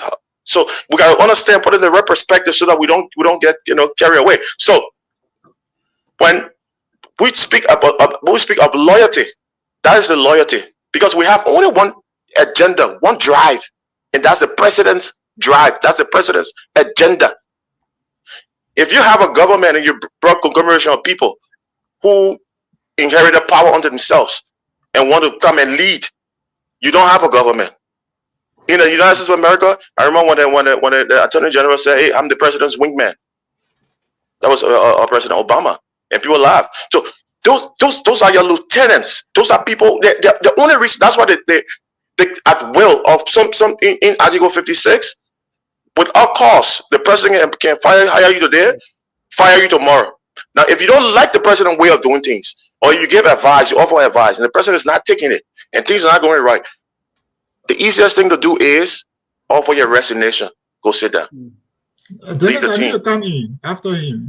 So what we're saying here is we're trying to usurp the function of the executive. We're trying to change things and give our audience an impression that when you're in government, you have that full right, loyalty to the citizens, to the population directly. No, the loyalty and you have to the public, to the citizenry, is to further advance and enhance and implement the president's agenda, and to have trust and confidence that I repose that into you unwaveringly.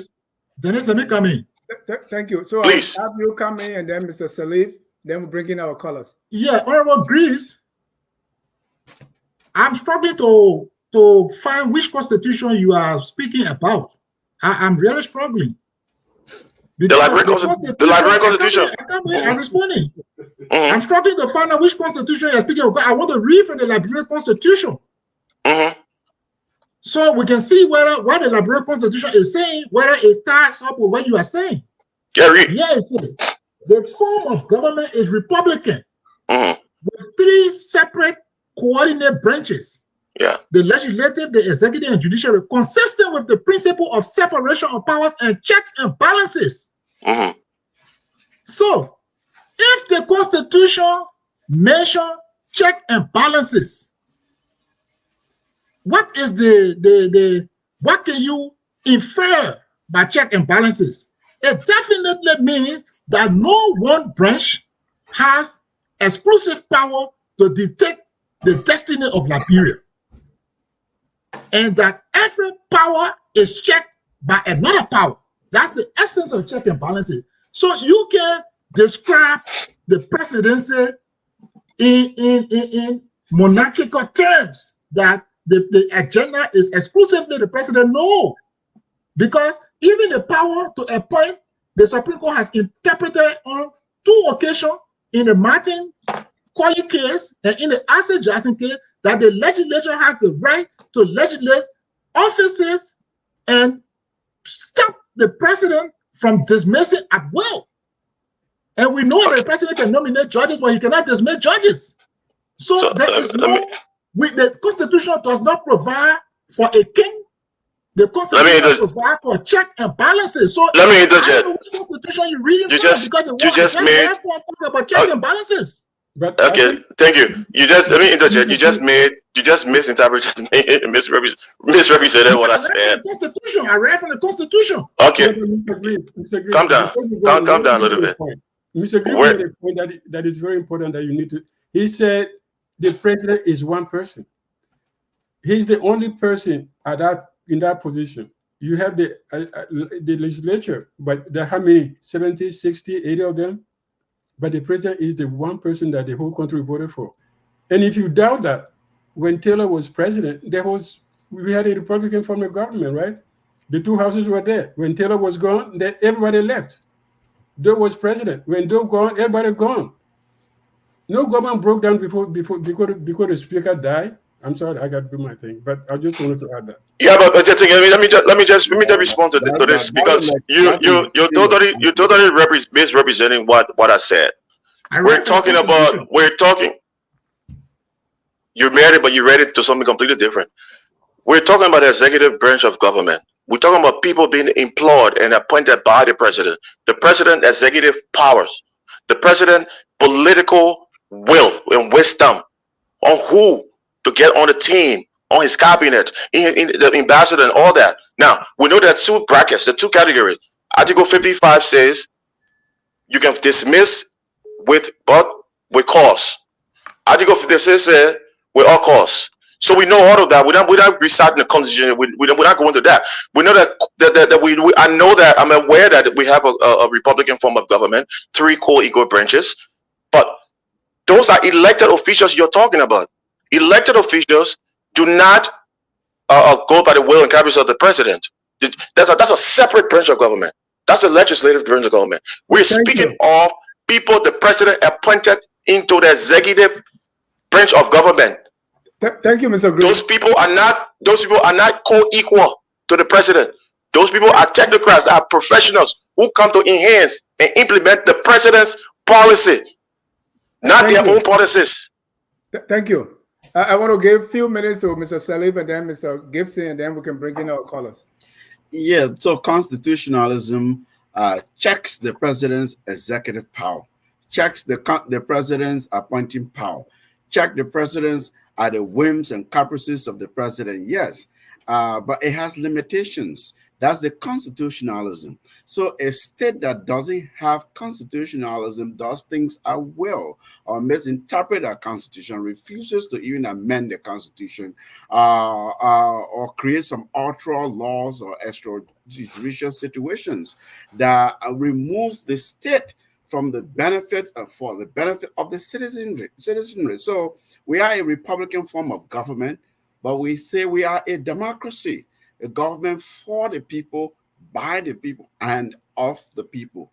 That includes the presidency, includes the individual president who occupies that office.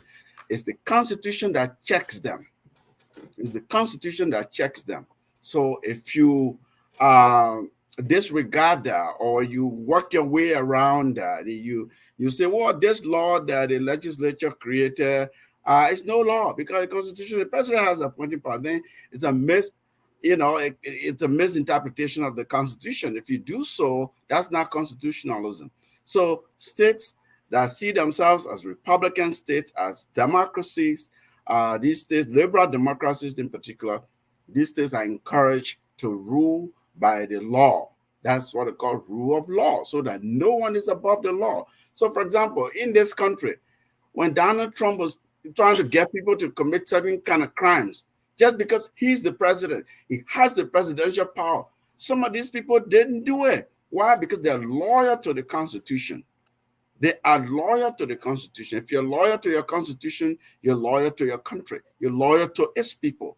And therefore, you can check the president in a way. Although the president is the one that has the mandate by electoral vote that the people give, people who work with them, including cabinet officials, including other officials of government, if they're loyal to the Constitution, they will advise the president. They're there to assist the presidency. They're there to help the president understand. Why do you have a legal advisor, a minister of justice, all these offices for that sole purpose, the constitutionalism of it. Dennis, I will just close this quick, please. Hold on, Mr. Graves. I want to give Gibson a few minutes and then we'll bring in our caller. Okay. We have 10 minutes to 2 hours. Yeah, but why is hot? 1 second. 1 second, please. 1 second, please. Because this is funny. Gibson, can I Gibson, can I just take 1 minute? If it comes at me, Dennis, we're gonna go at it. We'll debate it. So you just got to decide. Yeah, go ahead. Thank you, Gibson. The Constitution is the organic law, supreme law of the land. We all know that. The Constitution distributes authorities between the three core equal branches of government. We know that. Nobody usurping nobody usurping the functions of another branch of government. We're talking about the executive. Anybody who is appointed by the president in the executive branch of government, you do not reject the president's order, especially as willful. The president is the one, because you can resign and leave, but you cannot challenge the president. That's grossly subordinate. It never happened in America. I never heard about that with Trump. We gotta be careful how we're making these comments. I'm sorry, Dennis. Let's put this in context, right? Yeah. I was talking about loyalty, right? Mm-hmm. If when you come to a place, are you going to be loyal to the president or loyal to the misreading of the Constitution? But he's not even quoting the Constitution because he has not cited one clause yet. Not cited exactly. So he's just talking at random without citing any clause. Which clause I should cite? You should cite the specific. I told you in Article 56. It has the been president of the. Let me finish. You asked me a question. I tell you. Let me finish. I told you in Article 56, there are two brackets that give the president authority when it comes to appointment and all that. In Article 56, it talks about the cabinet ministers, it talks about ambassadors, it talks about all of those appointments the president can make at the pleasure of the president, the will and pleasure. Be finished. And those people, and those, no, 55. Article 55. Article 55 tells you that the justice of peace. Honorable Grace, I think we are veering off track, right? I'm talking about loyalty. That's it, loyalty. Yeah. But the loyalty, when in the case of President Trump asking those people to commit crime, they didn't do which crime? No, let's leave to Liberia. Let's forget about President Trump committing because we don't have the facts. I'm giving you an example. But we don't have the facts. When it's convenient inside America, when No. We're calling individual names, and we're saying things that we do not have the facts. What facts? That's a public case. Let's move on. All right. Did Trump ask people to commit crime that you know about? You can cite? Even in the executive branch, a citizen of the country. Eric Holder was on television saying that he's the wingsman of President Obama. I can cite. I can tell you where. I can show you where the interview took place. But I can tell you where President Trump told any cabinet members to commit crime. You gotta be careful how we talk here, man. Mr. Grace. Yeah, go ahead, Mr. Dennis. During the election, Trump told people to find votes for him. Yes. Allegedly, it's in court. It's in court. Allegedly. We heard on the telephone. Well, what about the thing? Come on, on television they're saying go to the Capitol, storm the Capitol. Go ahead, Mr. Dennis. Tajah. Yeah. So the whole idea here is when it comes to defending or being loyal to the Constitution or being loyal to the president, what do you do? So hold on. Being a cabinet minister and doing what is right because the president has implicit confidence in you, that's different. But when you are supposed to do the wrong thing, if you want to just be a sycophant, if I will use Gibson's word, that's what I was talking about. Right, but all my colors now they drop. So let's move on to our Tabata of the week. Oh, you asking me a question or you just making a point? No, I'm not asking a question now. I'm just saying something. Yeah, I want us to because I don't want us to go there to say, well, the Constitution. I don't want us to veer off. I wanted Mr. Gibson. I want to still give you that 30 seconds because of if you would still want to speak something to the sycophancy that you talk about. Yeah, I mean, Dr. Duke said that I was being cynical and young. I think at the end of the day, I don't really believe that's the case. Honestly, when you grow up in the Western world, right, and you see what democracy looks like, where people, true patriots, for example, when Trump was running the GOP and saying all these things and having the MAGA people come and join and make America great again, folks join. The rednecks, the people who are racist. You had true patriots like Mitt Romney, John be careful who stood up and said X, Y, and Z. This is not the principle of our party. This is not the principles of America. So when you talk about some of those things, I've seen what democracy looks like and what true patriotism looks like, what true loyalty to country and to party looks like, not to an individual.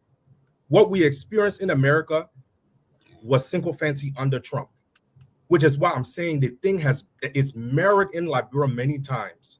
So me being considered cynical and young, I'll take that, right? But I've seen what democracy look like and what democracy needs to be. So when statements like that are made about the young people being cynical, you know, as it is, we're all progressing. We're still learning. I don't mean that negative. I don't mean it. No, I'm not saying it's in a negative way. That's how it came out, Mr. Dukley, Dr. Dukley. Let me bring in one of our callers here. Let me bring on one caller. Josiah Newton, go ahead. Hello. Yes, sir. Hello.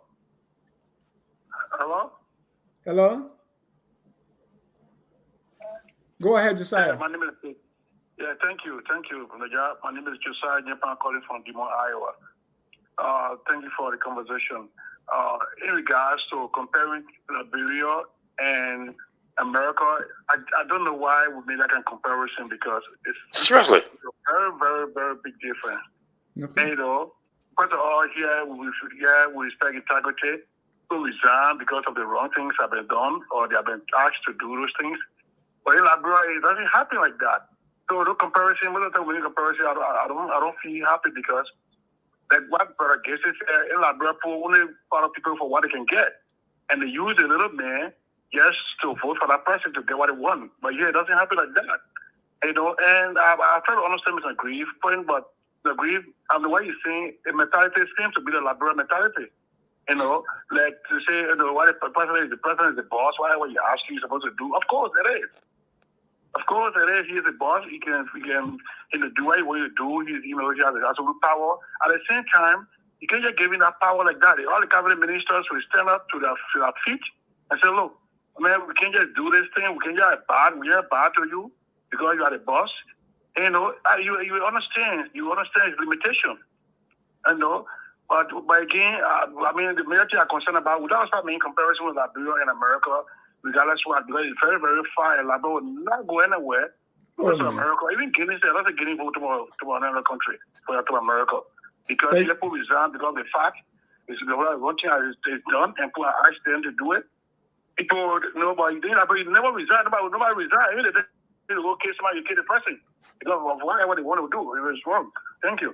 Thank you. Those are all the colors we have here.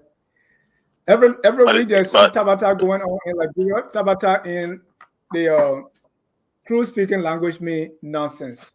At this time, we're going to flip to our Tabata of the week. And Mr. Gibson and Mr. Freeman, you're new on Focus Tough Talking Thursday, but we give Tabata. So I will let Dr. Dukley start the Tabata of the week.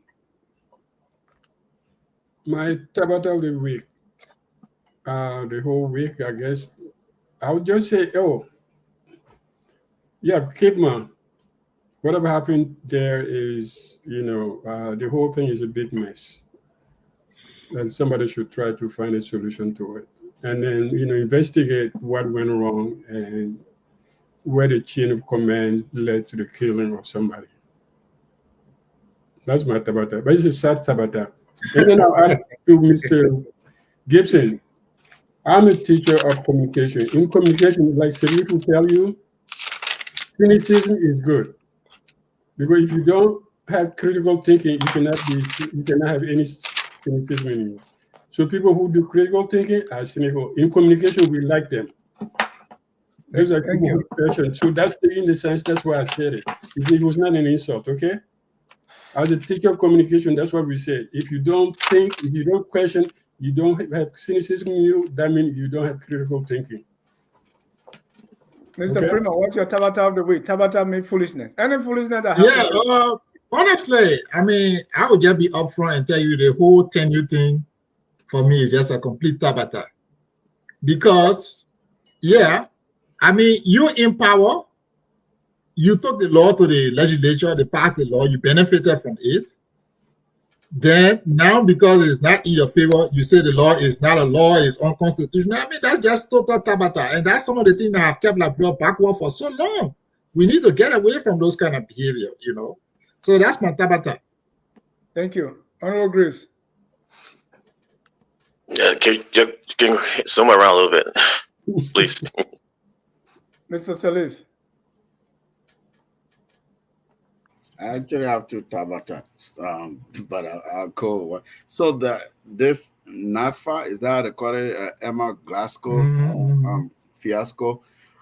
So employees clamoring for her removal from office because they are alleging abuse, all kinds of things, and she said, no, you can't scare me off here. Even if I'll have to leave, it will not be under this noise. You can't demand that I leave. And then I think some legislators call her, and she went there. Oh, well, like, we're here for you. We're here for you. We just want you to know, to show you that you're protected. Nobody can scare you. You don't have to resign. You know what I mean? I couldn't understand what was happening. I thought, yes, she's a Liberian citizen, but lawmakers, you are the true representatives of the people, right? Wouldn't you look into the allegations and the grievances of the similar to the B Mountains King George situation? You, the government officials, you're quick to run to this privileged person's position, the side of things. There's a mass of employees that is complaining of personal abuse and contractual abuse, all kinds of things. When you say we're going to look into this matter, to investigate this matter, but rather you call this official and say, who so arrogantly say, you can't drive me out of here. I'm not going to resign under these kinds of circumstances. And these people are literally begging her to stay in there. Like, we're there for you. We just want to show you. It didn't look like this is a representative democracy. Completely the way they did it. So, Samba CFC said Tabata is the mess that's going on in Ghana with the Liberian people. Again, they are breaking down. I saw video footages. They are breaking down the camp. Breaking down those houses. Mr. Gibson, what's your Tabata of the week? Yeah, I would say that overall nonsense of the week would be the lounge scenario fiasco, I should say, with the president coming, former president, and then the president's team saying something different. A bunch of nonsense with that for sure. So I would say that is my Tabata of the week. Sam Wallace said, my Tabata of this week is the headline in Front Page Africa about the impending establishment of the War and Economic Crimes Court in Ghana going IGNO. One would think that it would be the headline. And Sam Waller, we've heard this War Crime Court. If President Bouaga is serious about it, let him put something on paper. This is right now. This is just all talk. But you met with Alan White, right? And yeah, but listen, George Weah submitted something to the legislature. Yeah, so meeting with Alan White. I mean, if you have met with Jerome Verdier or Massa Washington, you meeting with Alan White for what? And even that was not, that tape leaked out and it was not even looking credible. So I don't really want to. George Weah submitted a war crime something to the legislature 2 years ago, didn't he? And they never. So what is Bouaga doing about no. George Weah, what he submitted was not. What was it? But he had something. He said it was the LMBA that submitted a proposed act.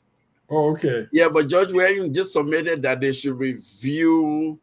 It's like, okay, now there's a TRC report, a committee to review this report to see if even we can even think about another political tabata. Another political tabata. Yes, committee to committee. Yeah. Right. Okay. So this thing leaked out. It didn't come from the president to put out. Dennis, I'll push back on you though. Yeah, to meet with Massa Washington, Jerome Verdier, and our Liberian professionals. But Alan White is known for championing this thing, supporting Sierra Leone. You can see consultation. Official? Why do you have donors? Yeah, that's official. No, is that official? That meeting with maybe I'm buying to some social media thing. I thought it was exactly. It's not official. And Front Page Africa is reporting a lot. Anyway, the whole thing just seemed right. It's not official, so that's why I'm not even talking about it. Well, Islandwood does not have any unilateral power to commit to the Liberian government on. So that's a long thing that we bring it in. My topic, and people are going to top of that. The one and only caller we had. Thanks for calling. I didn't say the president should have blind loyalty that he would instruct people to go kill and then go kill. No, please. I said the president agenda. If you are appointed in cabinet position, you are only there for one thing, not your own agenda, the president's agenda to implement it. And nobody said so you come and do their own thing, right? That was not the point. No, the caller said, what I was alluding to, that if the president tells somebody to go kill, I'm encouraging that the president should go kill. No, that's not what I was saying. Okay. I said there are things that go too far and the individual cannot accept, and he doesn't want to do it, he advised, you resign. That's what that's what it says. That's what the government is about. And that's why the tenure thing wants to change. The thing is a different story. That's a different thing. The government was in error. The government was in error. There are two categories. We just keep missing everything. Tenure post is a separate issue.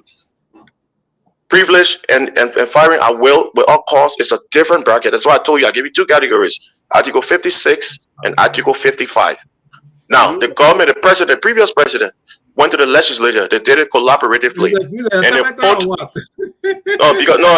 when you're bringing it in, misrepresent me. That's perfect. And my tabata is.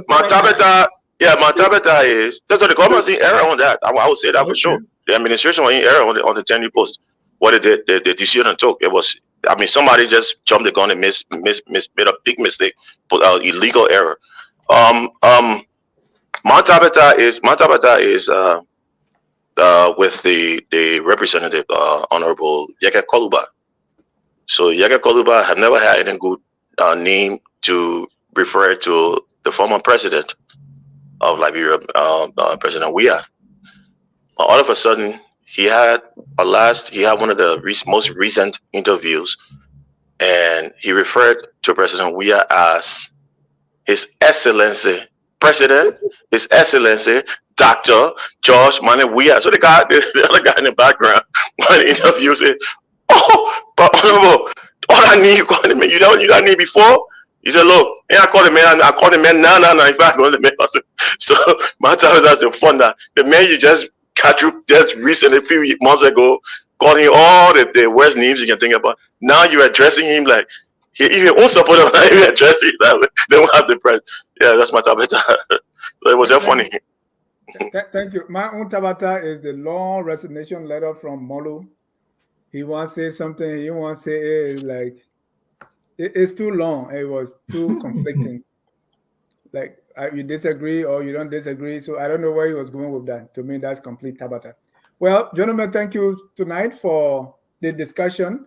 We want to thank our viewers. At this time, we'll have each of you give your 49 seconds closing. Let me start with Honorable Greaves. Dennis, thanks for having me again. I always look forward to Tough Talking Thursday, where we can come and give our critical analysis on issues affecting our country, our administration, our government, and our people. All we do here is for the betterment of our country, regardless who's in power. Like I said, government job is what we say back when it's a country gun. It fits everybody. You come, you serve your term, you leave, the next person will come tomorrow. So with that, we just look for peace, stability for our country, so that our children and our children's children are protected tomorrow and enjoy prosperity from our good hands, our good work. Thank you for having me again. Thank you. Mr. Gibson, your closing, sir. Yes, thank you, Mr. Jha, for having me. I was really excited to be a part of this edition of Tough Talking Thursday. Really enjoyed it, hearing from all across the spectrum and sharing ideas and learning more. I'm always open to learning, so I'm excited to have been in the space and have participated in the conversation. I think when it comes to what we're seeing happening in Liberia, each day it's always something different, but the same old way of dealing with things. And I think it's time that we try to course correct as leaders, free thinkers who are on these platforms. We're sharing our thoughts, and I'm hoping that the powers that be are listening and they're able to course correct properly and really ensure that you're leading with a mindset of trying to change rather than being stuck in your ways. it's time that Liberia moves away from just doing things what's considered as the old order. If we're going to fully progress and have the people's interests come first, and always think about having the people at the mind, in mind of whatever that's being done as a politician, whether it be at the executive branch or legislative branch, judiciary branch, it's time that they all start to focus on how to course correct some of these weaknesses and identify the strengths and how they can build on that and bring new people into the fold to ensure that fresh ideas are being spread and Liberia can truly progress and we can get back to being amongst the comity of nations. So thank you for the time, and I look forward to the next dialogue. Thank you. Attorney Freeman. Yeah, thank you very much for the show. I would like to say that the issue of loyalty, some leaders are charismatic and they get loyalty. But what we see in Liberia, and I agree with Gibson, is sycophancy. But it comes from the way we structure our laws. We structure our laws for almost the entire country to operate at the will and pleasure of the president, and that is erroneous. I cited instances in the U.S. where police people, prosecutors, judges, they are elected. Why they do it is because they want you to be independent and to know that the source of your power is from the people. So we can do the same, restructure our laws to give our people independence so that they can be able to do the right thing and not have to bow down or bend over backwards just to accommodate or the president, what the president is saying, even if what he is saying is wrong. But if you don't structure your laws, then it will be very difficult for people to stand up for what is right. So I want to stop on that note. Thank you. Mr. Salif. Yeah, I also was going to go to the government is for the people, by the people, and of the people. That is not just a cliche. That is really, truly, as Freeman says, power is inherent in the people. Okay, that's why you have a constitution. The constitutionalism is what? So that law, that constitution, it checks the power of these branches of government and these players.